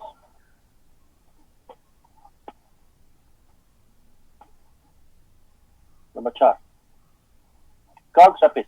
किसका curve surface? Curve surface of cylinder. इतने टाइप के आपके सरफेसेस हो सकते हैं, इनसे आपका काम चल जाएगा, इनके एलिमेंट्स याद कर लेना। रेक्टेंगल तो dx dy होता है, disc r dr d five होता है, spherical r square sin theta d theta होता है, और कर्व सरफेस क्या होता है? ये होता है s d five d theta, ऐसे करके होता है। तो इतने से काम चल जाएगा।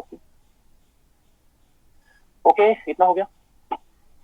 इसका वॉल्यूम एलिमेंट क्या होगा सिलेंडर का?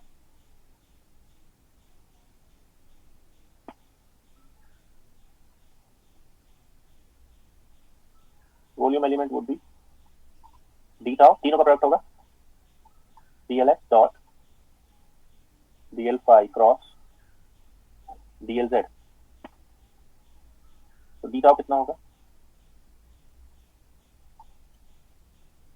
s d five dz ds।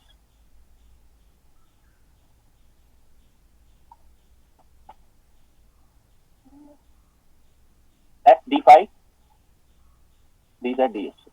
तो अगर आपको कहा जाए कि find the volume, find the volume of a cylinder of radius r and length l, तो आप क्या करेंगे? Total volume will be volume integral डीटा of, it would B triple integral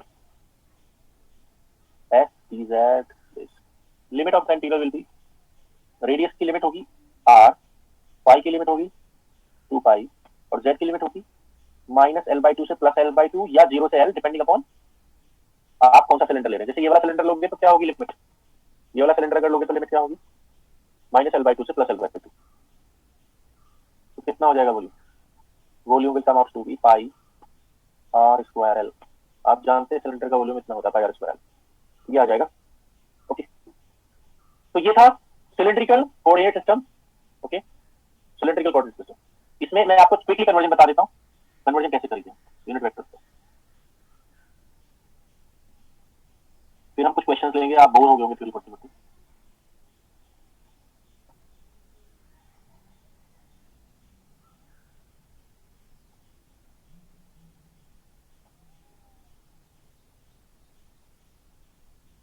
conversion,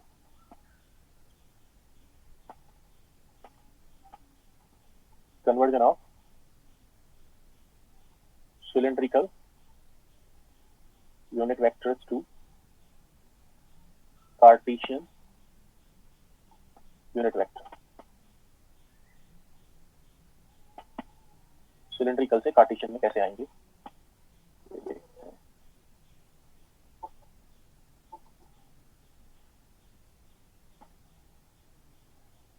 x Y Z, इसका circumference बना लेता हूँ।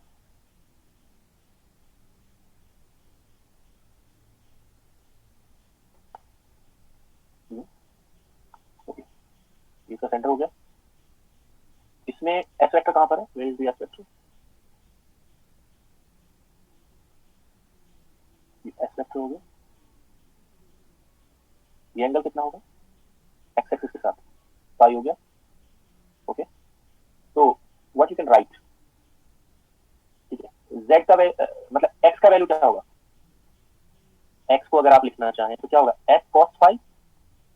देखो ये एस है, इसकी लेंथ, इसका कौन सा कंपोनेंट जाएगा एक्स डायरेक्शन में, इस तरह, it would be S cos phi. Y का वैल्यू कितना होगा एस साइन फाई, और जेड का वैल्यू क्या होगा जेड ही होगा। कार्टेशियन का जेड और सिलेंडर का जेड सेम हेड होते हैं। okay. तो मैं अगर इसके यूनिट वेक्टर को डिवाइड करता हूं तो कैसे कैसे डिवाइड होंगे, देखो एस कैप का यूनिट वेक्टर कैसे डिवाइड होगा, इसका एक कंपोनेंट जाएगा कॉस फाई किसमें एक्स में, प्लस साइन फाई किसमें जाएगा वाई में। ये इक्वेशन 1 हो गया, ये बड़ा सिंपल है। एस का कोई भी कंपोनेंट जेड में नहीं जाएगा, क्यों, वाई, क्योंकि क्या कौन कौन क्या होता है, यहाँ होते हैं 3 कोऑर्डिनेट एस फाई जेड, तो इनके यूनिट वेक्टर आपस में कैसे होंगे परपेंडिकुलर होंगे या नहीं, एस फाई जेड, यानी कि क्या होगा s cap dot s cap would be 1, s cap cross s cap dot phi cap 0 perpendicular है, s cap dot z cap perpendicular होता है, radius vector of cylinder perpendicular. वैसे क्या है एक्स के बाद कौन आएगा फाई, फाई के बाद कौन आएगा जेड, जेड के बाद वापस एस आएगा, तो S cap cross phi cap will be 1 plus Z S phi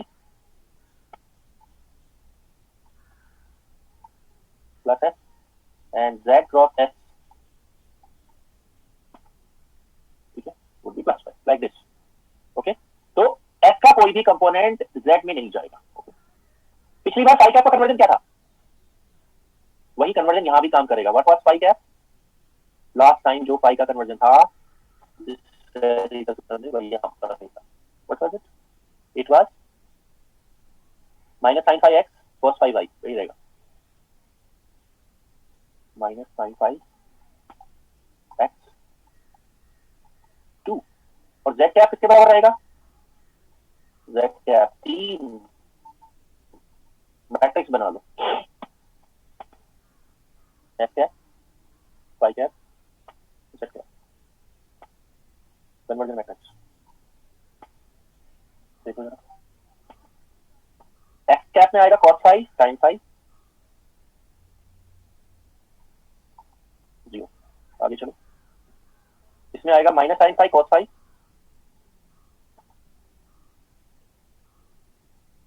0, Z में कौन आएगा 0 0, खुद z आएगा, it would be x cap, y cap, z cap. That's it. It is conversion matrix. कौन से कोऑर्डिनेट सिस्टम से? Unit vector of cylindrical to unit of Cartesian. यहाँ पा सकते हैं. This much would be enough for the coordinate system. अब मैं आता क्वेश्चन के ऊपर. मैंने क्यों पढ़ाया था आपको? You will understand it now.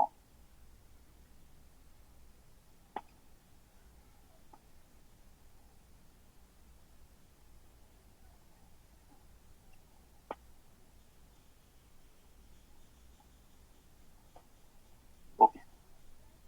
तो मैं क्वेश्चन ले रहा हूँ. I am bringing question number 27. मैं अनम्यूट भी कर दूंगा साथ साथ आपको.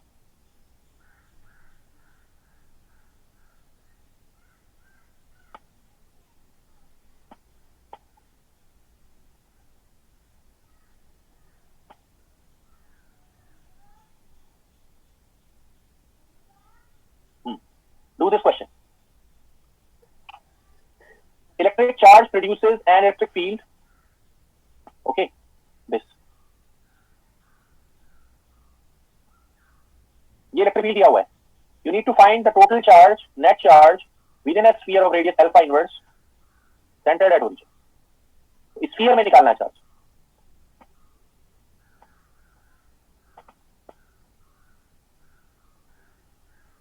Now you may unmute yourself now.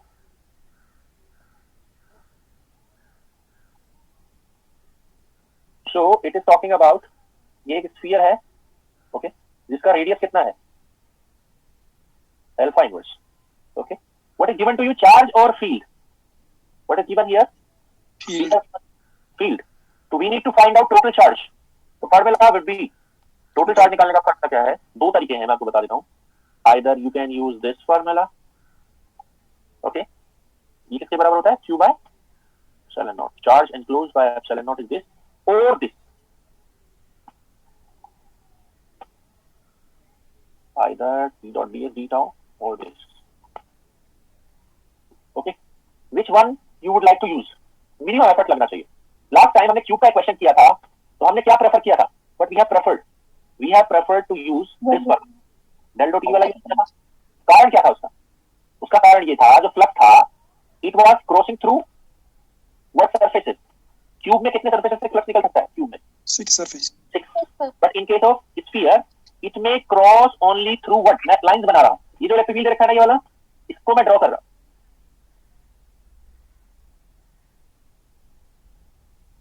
Radially outwards. So how many integrals we need to perform here? ये जो इलेक्ट्रिक One. फील्ड है, only one. Okay. तो कौन सा फॉर्मूला हम प्रेफर करेंगे यहाँ पर? इंटीग्रल वाला या डिफरेंशियल वाला? Integral वाला. इंटीग्रल वाला प्रेफर करेंगे यूज करना. वैसे डिफरेंशियल वाले से भी हो सकता है, but we will prefer to minimise our time and effort, we will use this. Okay. तो मैं ये वाला यूज करने जा रहा हूँ. मैं इसको यूज कर रहा हूँ. आप देखिए कैसे करेंगे. It is a close surface integral. Okay. And electric field आप देख रहे हैं, इलेक्ट्रिक फील्ड जो टोटल फ्लक्स होगा वो कब काउंट में आएगा? जब हम कितने सरफेस के ऊपर करें? अगर हम इसको किसके ऊपर इंटीग्रेट करें? this 1 minus e power minus alpha r. इसको मैं लिख सकता हूँ r cap over r square. Can I write it like this? इसको भाई r cap लिखोगे ना, इसको लिखोगे r cap r. Yes, r vector r को ना, इस वेक्टर r को क्या लिख सकते हो आप? r cap. तो ये बन जाएगा. ओके. डॉट बेहतर होगा अगले पेज पर करेंगे, कुछ जगह नहीं. e dot ds मेथड मैं यूज करने जा रहा हूँ. ओके. सो e dot ds मुझे निकालना है पूरा. So what I will do is I will put a double integral. Okay. 1 minus e power alpha r cap over r square dot ds. क्या ds बताओ? अभी अभी मैंने बात की थी ds के बारे में, तो which ds I will prefer to take? बोलिए. Go back and see. Power constant. कौन से सरफेस से निकल रहा है? Which surface from the surface it is passing through? It is passing through spherical. spherical surface. Okay. तो कहाँ गया वो spherical surface area एलिमेंट? ये वाला. Okay. Spherical surface से निकलेगी ना? No. What is the area element of this surface? Area element of this surface r square sin theta d theta d phi radial outward. Clear? r is constant over this surface है ना? r का value constant है. कितना constant है? जो भी constant है वो लिखेंगे यहाँ. कितना दे रहा है examiner? Alpha inverse. Alpha inverse. It is taking as alpha inverse. R का वैल्यू कांस्टेंट अल्फा इनवर्स लेना है। लिमिट लगाओ थीटा की क्या होगी पूरे स्क्वायर के लिए 0 से पाई, एंड पाई की लिमिट क्या होगी 0 से 2 पाई। पूरा इंटीग्रेट कर दो इसको। So this R square and this R square would be cancel. sin theta का इंटीग्रल कितना आएगा 2 और डी फाई का 4। ओके, और बताओ यहाँ पर क्या बनेगा, आर है ना, तो बनेगा 1 minus e power minus alpha into alpha inverse.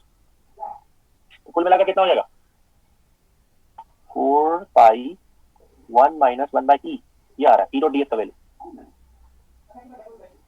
Okay, और ये किसके बराबर है, that is equal to 4 pi this. So what is the charge enclosed? 4 pi epsilon naught 1 minus 1 by e. ये आंसर है। तो which answer is correct? A. Okay. ठीक है ना, इजीली हो गया। Okay, sir. ठीक है, अगर आपसे एग्जाम में पूछता वॉल्यूम चार्ज डेंसिटी, वो भी मैं आपको बता देता हूँ, मतलब दूसरे मेथड से, second method.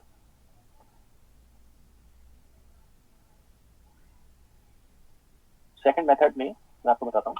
Second method uses this volume integral del dot E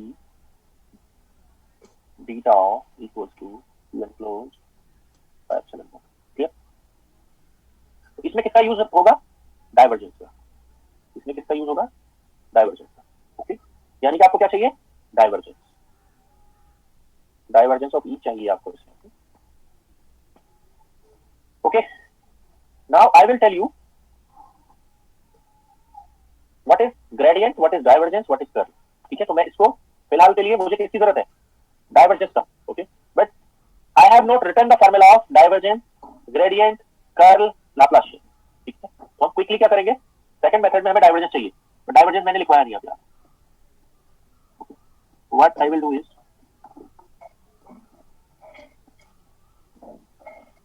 I will take 4 फार्मूले। ठीक है, पहले मैं डाइवर्जेंस ही लिखता हूँ। What is divergence,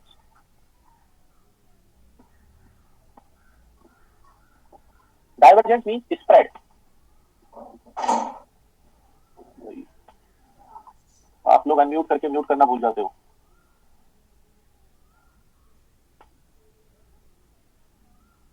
divergence means spread, spread. ठीक है, स्प्रेड मींस फैलाव। Suppose you have a charge, so from this charge electric field lines will spread in the space. Electric field lines will spread in the space.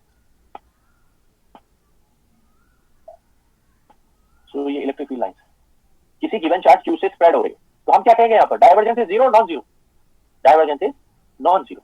ठीक है, तो divergence का मतलब होता है how much a vector spread from a given point in the space. तो अगर आप यहां खड़े हो जाएं चार्ज के ऊपर, तो आप देखेंगे क्या, तो यहां से इलेक्ट्रिक फील्ड लाइंस स्प्रेड होती हुई दिखाई देंगी आपको। ओके, तो आप क्या कहेंगे कि इस पॉइंट पर जीरो डाइवर्जेंस है, नॉन जीरो डाइवर्जेंस, इस गिवन पॉइंट के ऊपर, इस गिवन पॉइंट के ऊपर नॉन जीरो डाइवर्जेंस आप ये कहेंगे। ओके, तो जैसे चार्ज क्या है, चार्ज बताता है non zero divergence of an electric field, वैसे ही लाइट सोर्स क्या बताएगा। अगर आप इसका एग्जांपल लें, if you take an example of a bulb, तो वहां से किसका डाइवर्जेंस होगा, कौन डाइवर्ज होगा वहां से, लाइट वेक्टर। ठीक है, लाइट वहां से डाइवर्ज होगी बल्ब से, तो वैसे ही चार्ज से क्या डाइवर्ज होगी, इलेक्ट्रिक फील्ड लाइन। तो divergence means how much a vector spread from a given point in the space. ठीक है, ये डाइवर्जेंस का मतलब होता है। ओके, अब डाइवर्जेंस का फार्मूला क्या है, if you are given any vector, let's say a is some vector and it has 3 components, a u cap, a v cap, a w cap।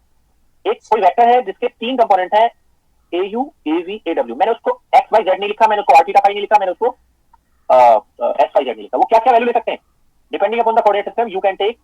ठीक है, यू वी डब्ल्यू क्या हो सकते हैं, यू तो मैं यहाँ पर क्या लिख देता हूँ, टेबल टाइप से बना देता हूँ, depending upon the coordinate system. ये जनरलाइज पढ़ा रहा हूँ मैं आपको, डाइवर्जेंस तीनों कोऑर्डिनेट सिस्टम में एक ही बार में कवर हो जाएगा।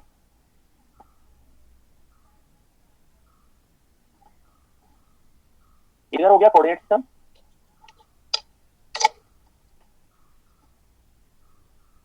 Coordinate system, okay. इधर हो गया यू वी डब्ल्यू, और मैं तीन और ले रहा हूँ, एफ जी एच, ओके। तो पहला कोऑर्डिनेट सिस्टम कौन सा है हमारे पास? पहला कोऑर्डिनेट सिस्टम है कार्टेशियन, दूसरा कोऑर्डिनेट सिस्टम हमारे पास स्फेरिकल पोलर, तीसरा हमारे पास कौन सा है? सिलेंड्रिकल। तो यू वी डब्ल्यू क्या होगा?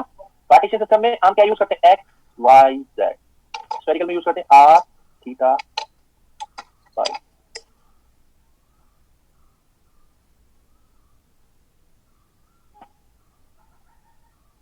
Are theta phi. सिलेंडर में यूज करते हैं हम एस वाई जेड। अब देखिए, अब मैं एफ जी एच कैसे लिखूंगा, that you need to understand. आप जानते हैं लेंथ एलिमेंट ऑफ कार्टेशियन क्या होता है?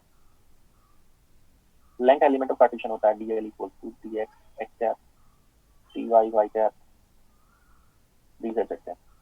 Length element of spherical system क्या होता है? D R cap R D theta theta cap plus एक और होता है are sine theta D phi phi cap. One more is there, क्या होता है? T S S cap S D phi phi cap plus D Z Z cap. उसी के हिसाब से मैं तीनों के लेंथ एलिमेंट आई होप आपको याद होंगे, उसी के हिसाब से मैं इनको लिखता हूँ। Now try to understand. dx के मल्टीप्लाई में क्या है यहाँ पर? What is the coefficient in the multiplication of dx? 1. Coefficient multiplication of dy is 1. Coefficient in the multiplication of dz is 1. Coefficient in the multiplication of dr is 1. Coefficient of theta, d theta के multiplication में क्या है? d theta के multiplication में r है। देखो अभी तक कुछ भी नहीं था, अब तक 1 था सब में r. What is the multiplication of d phi? d phi के मल्टीप्लाई में क्या है? r sin theta r sin theta. ds के मल्टीप्लाई में क्या है यहाँ? 1. और डी फाई के मल्टीप्लाई में क्या है यहाँ? x। और डी जेड के मल्टीप्लाई में क्या है? 1। ये हो गया। तो आपको याद रखना है अभी तक क्या?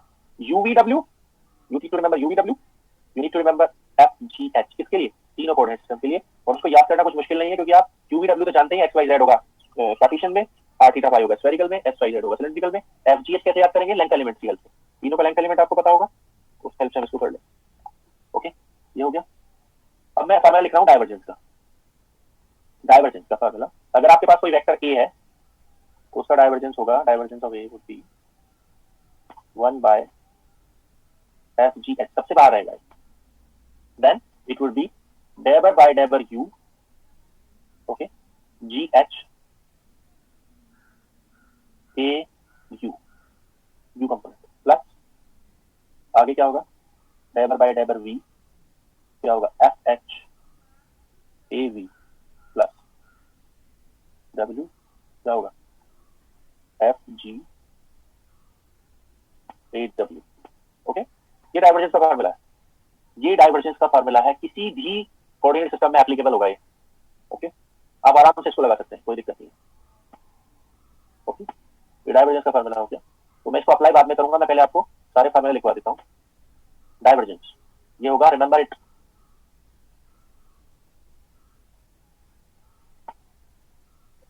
आगे चलते हैं ग्रेडियंट पर। तो ग्रेडियंट किसके लिए डिफाइन होगा? Gradient of a scalar. Okay, divergence किसके लिए डिफाइन होता है? Divergence of a vector. और डाइवर्जेंस लेने के बाद वो क्या बन जाता है? Divergence of vector, divergence of any vector becomes scalar. Okay, divergence होता वेक्टर का है, बट वो स्केलर बन जाता है बाद में। ग्रेडियंट किसका होता है? स्केलर का, और बाद में क्या बन जाता है? वो वेक्टर। ओके, तो ग्रेडियंट का मतलब क्या है? ठीक है, ग्रेडियंट का मतलब है gradual change of any scalar quantity. ठीक है, जैसे अभी मैंने किसका एग्जांपल लिया था यहाँ पर, इलेक्ट्रिक फील्ड का। इलेक्ट्रिक फील्ड क्या होगा, किसी चार्ज के पॉइंट से, पॉइंट चार्ज से या कोई और चार्ज हो सकता है, डाइवर्ज होगा। या मैंने लाइट का एग्जांपल लिया था, लाइट वेक्टर क्या होगा, किसी गिवन पॉइंट से डाइवर्ज होगा। ओके, ग्रेडियंट का एग्जांपल क्या होगा, ग्रेडियंट का एग्जांपल होगा, मान लिया कोई हीटर है रूम में रखा है, रूम के कॉर्नर में हीटर। तो हीटर जब हीट जाएगी हीटर से, तो अगर रूम के कॉर्नर में रखा है तो ऐसे जाएगी रूम में हीट।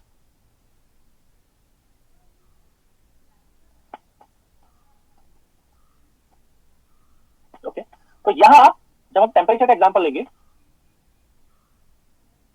तो यहां टेम्परेचर T1, यहां टेम्परेचर T2, यहां temperature T3, temperature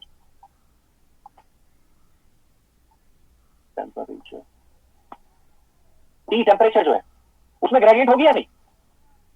there would be gradient in the temperature. Okay, तो हम क्या कहेंगे कि टेम्परेचर में जो ग्रेडियंट है, ठीक है, वो किससे डिनोट होगी, वो डिनोट होगी किससे, ग्रेडियंट ऑफ टेम्परेचर। तो वो जीरो होगी, नॉन जीरो, यहां पर gradient of temperature it would B non zero. क्यों? क्योंकि यहां का टेम्परेचर T1, भाई जितना हीटर के आप पास रहोगे उतना टेम्परेचर कम होगा या ज्यादा? If we are closer to the heater then temperature would be more. तो जैसे जैसे हम दूर जाएंगे तो क्या होगा, टेम्परेचर घटेगा, इट विल डिक्रीज। तो there is gradient in temperature और not? Answer is yes. Okay, ये एक एग्जांपल और बताता हूं आपको जो इलेक्ट्रिसिटी से रिलेटेड है ग्रेडियंट के लिए। You have a parallel plate capacitor. इसका, इस प्लेट का वोल्टेज 100 वोल्ट है और इस प्लेट का वोल्टेज 0 वोल्ट है। ओके, तो यहां पर वोल्टेज में ग्रेडियंट है या नहीं? मतलब अगर आप इस पॉइंट पर, इस पॉइंट पर, इस पॉइंट पर वोल्टेज का मेजरमेंट करोगे, V1, V2, V3, are they same or not? अगर मैं लेता हूं यहां पर V1 equals to V2 equals to V3, is this possible? No, क्योंकि आपको पता है इस पॉइंट पर पोटेंशियल कितना है, यहाँ 100 वोल्ट, और यहाँ कितना पता है, 0 वोल्ट। तो जब आप इधर से इधर जाएंगे तो टेम्परेचर घटेगा, सॉरी वोल्टेज घटेगा या बढ़ेगा? आप इधर से इधर जा रहे हैं तो वोल्टेज क्या हो रहा है, कम हो रहा है, पोटेंशियल कम हो रहा है। जैसे यहाँ से हम जा रहे थे इधर, तो टेम्परेचर क्या हो रहा था इस लाइन के ऊपर, Decreases. डिक्रीज। ठीक है, तो क्या था यहाँ पर, टेम्परेचर में ग्रेडियंट था। Yes. ओके, तो यहाँ पर क्या होगा, वोल्टेज में ग्रेडियंट है। So gradient in potential, gradient in potential V generates an electric field.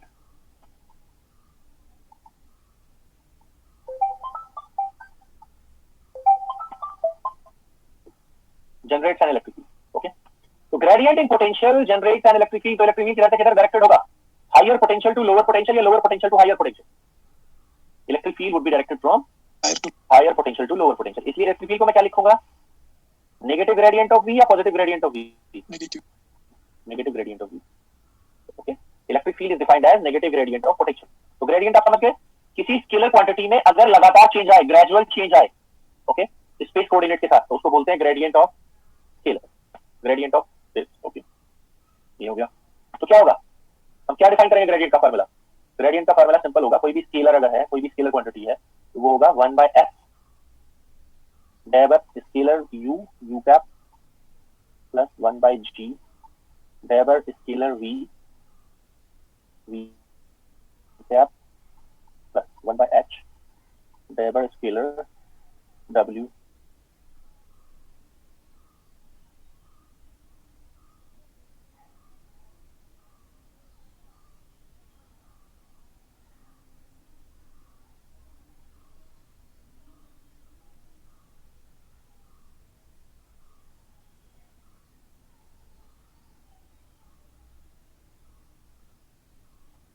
Okay,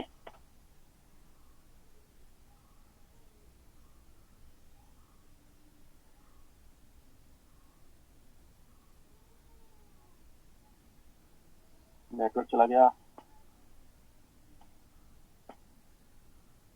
okay, ये होगा, एम आई ऑडिबल?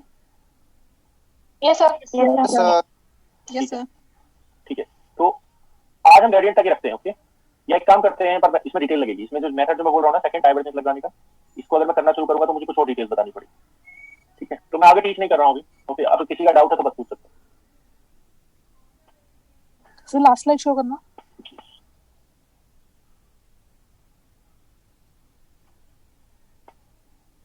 सर एक डाउट था, सर हम इलेक्ट्रिक फील्ड में भी 100 से 0 की तरफ जा रहे हैं और पोटेंशियल भी मेरा कम हो रहा है 100 से 0 की तरफ, तो सर हमने इसमें electric field vector equals to minus divergence of V क्यों लिया है? डाइवर्जेंस नहीं, ग्रेडियंट है। हाँ सॉरी सर, ग्रेडियंट। हाँ, आप ये बताइए, ठीक है, अगर मैं एक्स डायरेक्शन है मान लिया हमारा, ये मान लेते हैं, तो इसको क्या लिखोगे आप? Diver V by diver X. Okay, yes sir. किस डायरेक्शन में? एक्स में। तो ये नेगेटिव आ रहा है पॉजिटिव? मुझे बताओ ये क्वांटिटी अगर ये घट रहा है तो बोलिए। Sir is correct? नेगेटिव आएगा, नेगेटिव आएगा नहीं? जी sir. Okay sir, thank you. Excuse me sir. हाँ जी सर जैसे हम इसमें सर जो इलेक्ट्रिक फील्ड आती है जैसे कैपेसिटर के लिए सिग्मा बाय एप्सिलॉन नॉट करके आती है या 2 Yes, सम, yes, वो तो हाँ, फिर वो कांस्टेंट फील्ड है ना सर, वो तो फिर। फील्ड है ना कांस्टेंट, वोल्टेज थोड़ी ना कांस्टेंट है। अच्छा सर, वोल्टेज में तो ग्रेडियंट है ना भाई, जब वोल्टेज में ग्रेडियंट होगी तभी तो फील्ड आएगी ना। ओके सर, तो मतलब फिर अपने आप ही वी ऐसा आ जाएगा कि वो कांस्टेंट आ जाएगा ना? यस यस यस, बिल्कुल। Hello sir. हाँ जी, सर एक्चुअली हमें स्फेरिकल कोऑर्डिनेट में थीटा का वाला थोड़ा समझ नहीं आया, एक बार वापस से बता देंगे?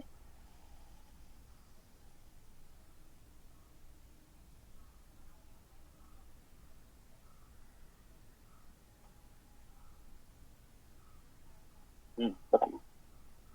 तो यहाँ पर आप देखिए, एक मिनट मैं बात ये, एक मिनट इसको ऐसे करते हैं, इसमें दोबारा नहीं भाई, आगे टीच नहीं करूंगा अभी मैं।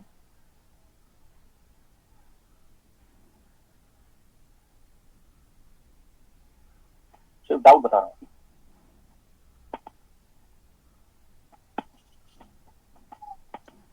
तो मान लिया आपको थीटा कैप देखना है, तो आप जानते हैं थीटा कैप ये होगा, तो थीटा कैप ऐसे घूमता है ना ये। Yes Okay. सर। तो आप जानते हैं इस आर कैप के साथ कितना एंगल बनाएगा ये? 90। 90। ये 90 बना लिया इसने। ओके, ये आर कैप कितना एंगल बनाता है जेड के साथ? थीटा। तो ये पूरा एंगल मिलाकर कितना हो गया ये वाला? 90 plus theta. 90 plus theta. Okay, तो इसका जेड एक्सिस के साथ एंगल कितना हुआ देखो? 90 प्लस थीटा। इसलिए मैं क्या लिखूंगा वहां पर? cos 90 प्लस थीटा किसके साथ? जेड के साथ। ये समझ में आ गया? Yes sir. आगे चलते हैं। अभी ये मैंने बनाया है एक्स वाई प्लेन, ये इस जेड के साथ इस एक्स वाई प्लेन का एंगल कितना है? 90। 90। तो पहले हमारा जेड के साथ थीटा का एंगल कितना था? 90 प्लस थीटा। उसमें से 90 कर दो कम, तो एक्स वाई प्लेन के बीच में और इसके बीच में एंगल कितना बचा? Angle between x Y plane and theta क्या है? थीटा। ओके, ठीक है। अब ये एक्स वाई प्लेन के साथ थीटा है, तो ये एक्स वाई प्लेन के साथ जो cos थीटा कंपोनेंट है ये, ओके, वो क्या बनाएगा? वो दो पार्ट में डिवाइड होगा। किस किस में? cos phi. फाई एंगल कहां से बनता है? फाई एंगल कहां से बनता है? कहां से बनता है? X axis. एक्स एक्सिस से। ओके, और तो sin फाई कहां से बनेगा? y एक्सिस से। दो पार्ट में तोड़ देंगे उसको। तो जब हम इसका मल्टीप्लिकेशन लिखेंगे तो आएगा cos theta cos phi x में, cos theta sin phi y में, और ये cos 90 प्लस थीटा बन जाएगा माइनस का sin थीटा। ये आ जाएगा कन्वर्जन। ओके, सर एक बार सिलेंड्रिकल कोऑर्डिनेट्स के लेंथ एलिमेंट्स दिखा दो। सिलेंड्रिकल कोऑर्डिनेट्स के लेंथ एलिमेंट वाली साइड दिखा दे पर। सिलेंड्रिकल। हेलो बताइए। सर, ये सिलेंड्रिकल कोऑर्डिनेट में ना आपने एक फिगर में मतलब कि ऐसे बताया था कि वो रेक्टेंगल सरफेस बनेगा, वो वाला एक बार दिखाना। वो चीज समझ में नहीं आई थी, वो कैसे बनाया था। हाँ, ये इस पर फाई कांस्टेंट दिखाना है आपको। फाई कांस्टेंट दिखाना है तो कौन सा वेरिएबल रखना है? जेड और एस। मैं इस पर क्या करूंगा, ये यहाँ से एस वेरिएबल हो गया अच्छा, ये एस है। ओके, हाँ हाँ, और ये जेड हो गया। जेड होगा। ठीक है सर, समझ गई। तो और क्या एक बन सर, गया? यस सर, ये रेक्टेंगल बन जाएगा। सर एक और था कि ना आपने जो जेड के लिए आपने मैट्रिक्स बनाई थी ना, वो मैट्रिक्स फॉर्म में, उसके एंड में आपने एक लाइन बोली थी, तब ना आवाज कट गई थी। तो सर वो लाइन दोबारा बोल दो, क्या बोली थी? इसकी हाँ, पीछे इसके बाद एक लाइन बोली थी सर आपने। और वो तो मैं खुद भी भूल गया हूँ क्या बोली। पता नहीं सर क्या बोली ना, आवाज कट गई थी। ये तो कन्वर्जन मैट्रिक्स हो गया बस, एस कैप से X cap Y cap Z cap में जाने का। Okay, okay sir. तो z क्या रहता है इसमें? ठीक है, बस सिंपली कन्वर्जन मैट्रिक्स है। थैंक यू हाँ। सर। सर जो लेंथ एलिमेंट है DLS equal to DS unit vector S, तो इसमें सर DS कहाँ से मतलब कहाँ पे शो कर सकते हैं इसको? थोड़ा से वही DS को मैं मतलब इसमें शो करने का क्या होगा? कौन से वाले? सिलेंड्रिकल वाले में?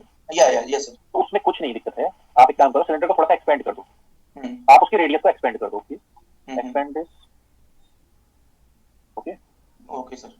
इसको एक्सपेंड कर दो, लेंथ को उतना ही रखना है, सिर्फ आपको क्या एक्सपेंड करना है? रेडियस को। तो ये ऐसा बनेगा, ओके। कितना एक्सपेंशन किया आपने रेडियस में? पहले कितना था ये? S था, और अब कितना हो गया? यस सर, समझ में आ गया है ना? तो कितना चेंज आया उसकी लेंथ में, मतलब उसके रेडियस में, ठीक है? S plus DS minus DS, sorry minus S, minus कितना है? DS। Yes sir, thank you sir. Okay. Sir ये 5 के कॉम्पोनेंट कैसे लिखा? कौन सा? ये?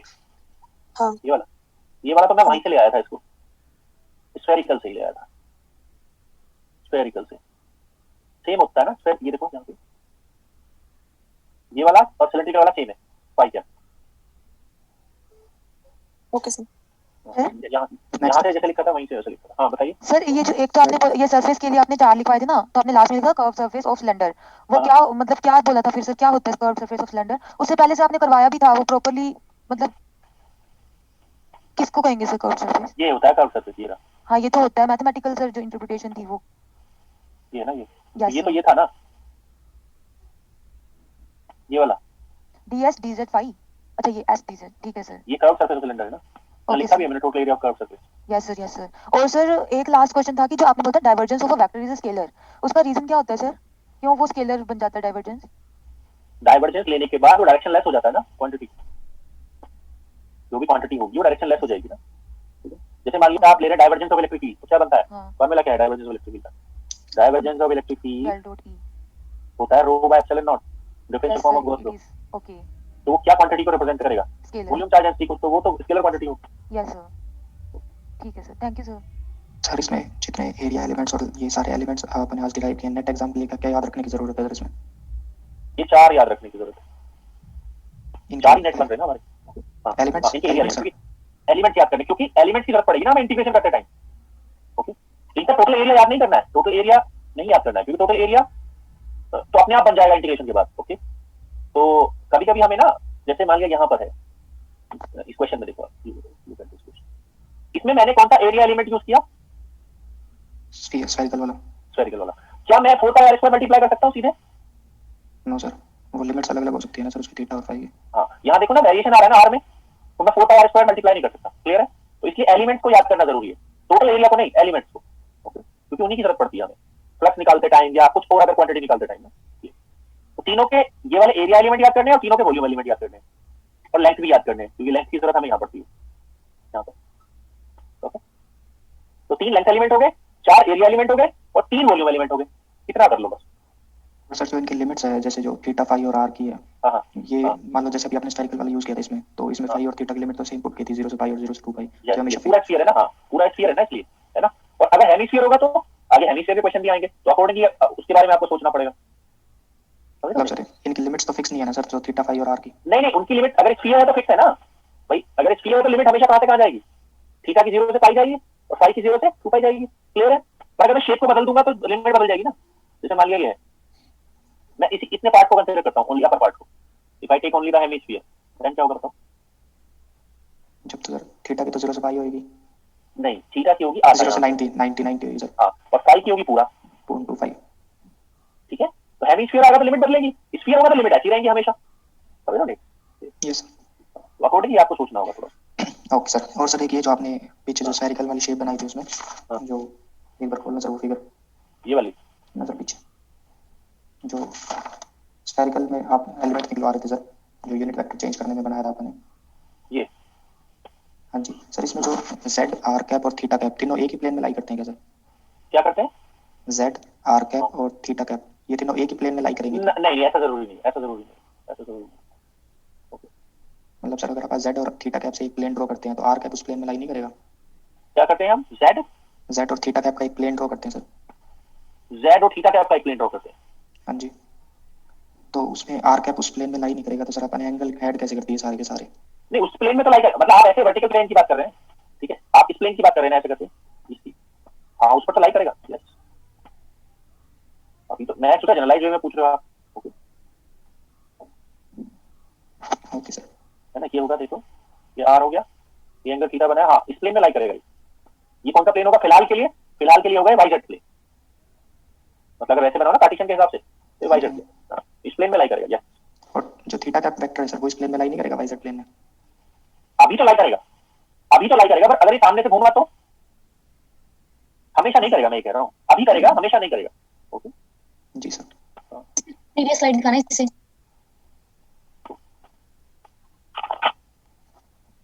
और सर आपने जो सिलेंड्रिकल की मैट्रिक्स बनवाई थी उसके बाद दो वेक्टर लिखवाए थे आपने, मतलब डॉट प्रोडक्ट और क्रॉस प्रोडक्ट सर जेड और आर के, एक बार और बता दीजिए सर। ये वाला, ये वाला स्फेरिकल के सर, स्फेरिकल की मैट्रिक्स बनवाई थी ना आपने? हाँ ये दोनों डॉट प्रोडक्ट और क्रॉस प्रोडक्ट सर। इसमें कोई दिक्कत नहीं है। ये देखो इसमें एंगल किसके बीच में बन रहा है, ये वेक्टर आर है, ये वाई है जेड, ये एंगल थीटा, तो R cap Z cap dot R cap, अगर दो यूनिट वेक्टर में एंगल थीटा है तो डॉट प्रोडक्ट क्या देगा, cos थीटा sin थीटा। ये तो cos थीटा हो जाएगा सर। क्रॉस प्रोडक्ट में क्या आएगा, sin थीटा आएगा। डायरेक्शन क्या आएगी, इसके और इसके प्लेन के परपेंडिकुलर, हमेशा हमेशा। ओके सर है ना, हमेशा कौन बनेगा परपेंडिकुलर इन दोनों के, फाई बनेगा, हमेशा जो बनेगा जनरलाइज्ड वे में। Okay thank you sir. एक बार एरिया एलिमेंट तो निकाले थे ना हमने स्फेरिकल के लिए, वो वाली स्लाइड निकालना।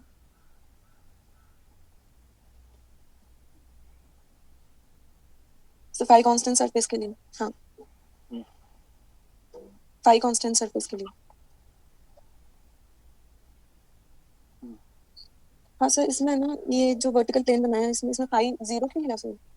क्योंकि x से क्रॉस होके जा रहा है ना। ये एक्स एक्सिस पे थोड़ी सर, ये तो आपने z टू माइनस z वाला एक्सिस पे नहीं लिया तो है। क्रॉस किससे होकर जाएगा, जब आप यहाँ से नीचे जाओगे ऐसे तो x एक्सिस में क्रॉस होते हुए नहीं जाओगे, आप मुझे बताओ।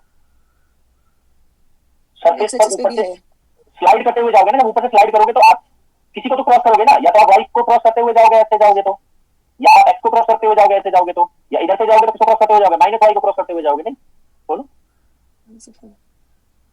तो किसी को तो क्रॉस करते हुए जाओगे ना। तो यहाँ कितना होगा अगर आप इधर से चलते हुए आए यहाँ से, व्हाट इज फाई हियर, चलिए y को क्रॉस करेगा तो 90 होगा ना। कैसे? जब y को क्रॉस करते हुए जाएगा ये, तो फाई का वैल्यू कितना होगा, यहाँ से कितना होगा, अगर यहाँ से आते हैं तो ये वाला सरफेस, ये वाला डिस्क आधा, कौन सा सरफेस होगा, फाई 90 होगा। नहीं आधा सरफेस ले लिया तो फाई 180 होना चाहिए, 0 to 2 पाई जाता है ना। थीटा की बात हो रही है, थीटा कहाँ से कहाँ चेंज हो रहा है, 0 से पाई। ओके मैं कह रहा हूँ फाई का वैल्यू कांस्टेंट है इस सरफेस पर, कितना कांस्टेंट है इस पर, कितना कांस्टेंट है, 90। सामने वाले पर कितना कांस्टेंट है, ऐसे जो बन रहा था हाफ डिस्क 0, और इधर वाला आधा सरफेस लिया ना, इधर वाला तो माइनस वाई के अलोंग 270 बनेगा फाई का वैल्यू। ओके ओके ओके ठीक है, बाकी नेक्स्ट क्लास में करेंगे। सर लास्ट स्लाइड दिखा दे पर।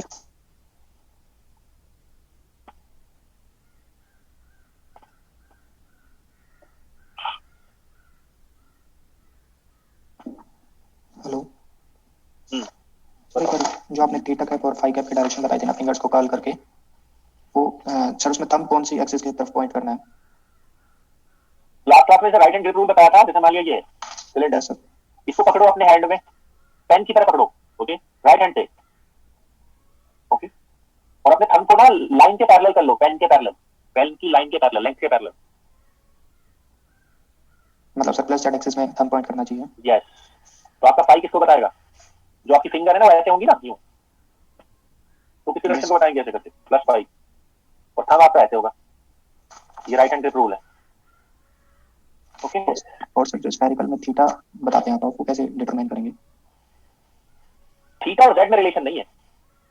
थीटा में तो आपको समझना होगा कि अगर आप नॉर्थ पोल से साउथ पोल की तरफ आओगे, ओके सरफेस पर से चलते हुए ऊपर से, ओके तो किस डायरेक्शन में चलेगा, that will point in the direction of plus theta. ठीक है, चलो फिर बाकी नेक्स्ट क्लास में करेंगे। Thank you sir.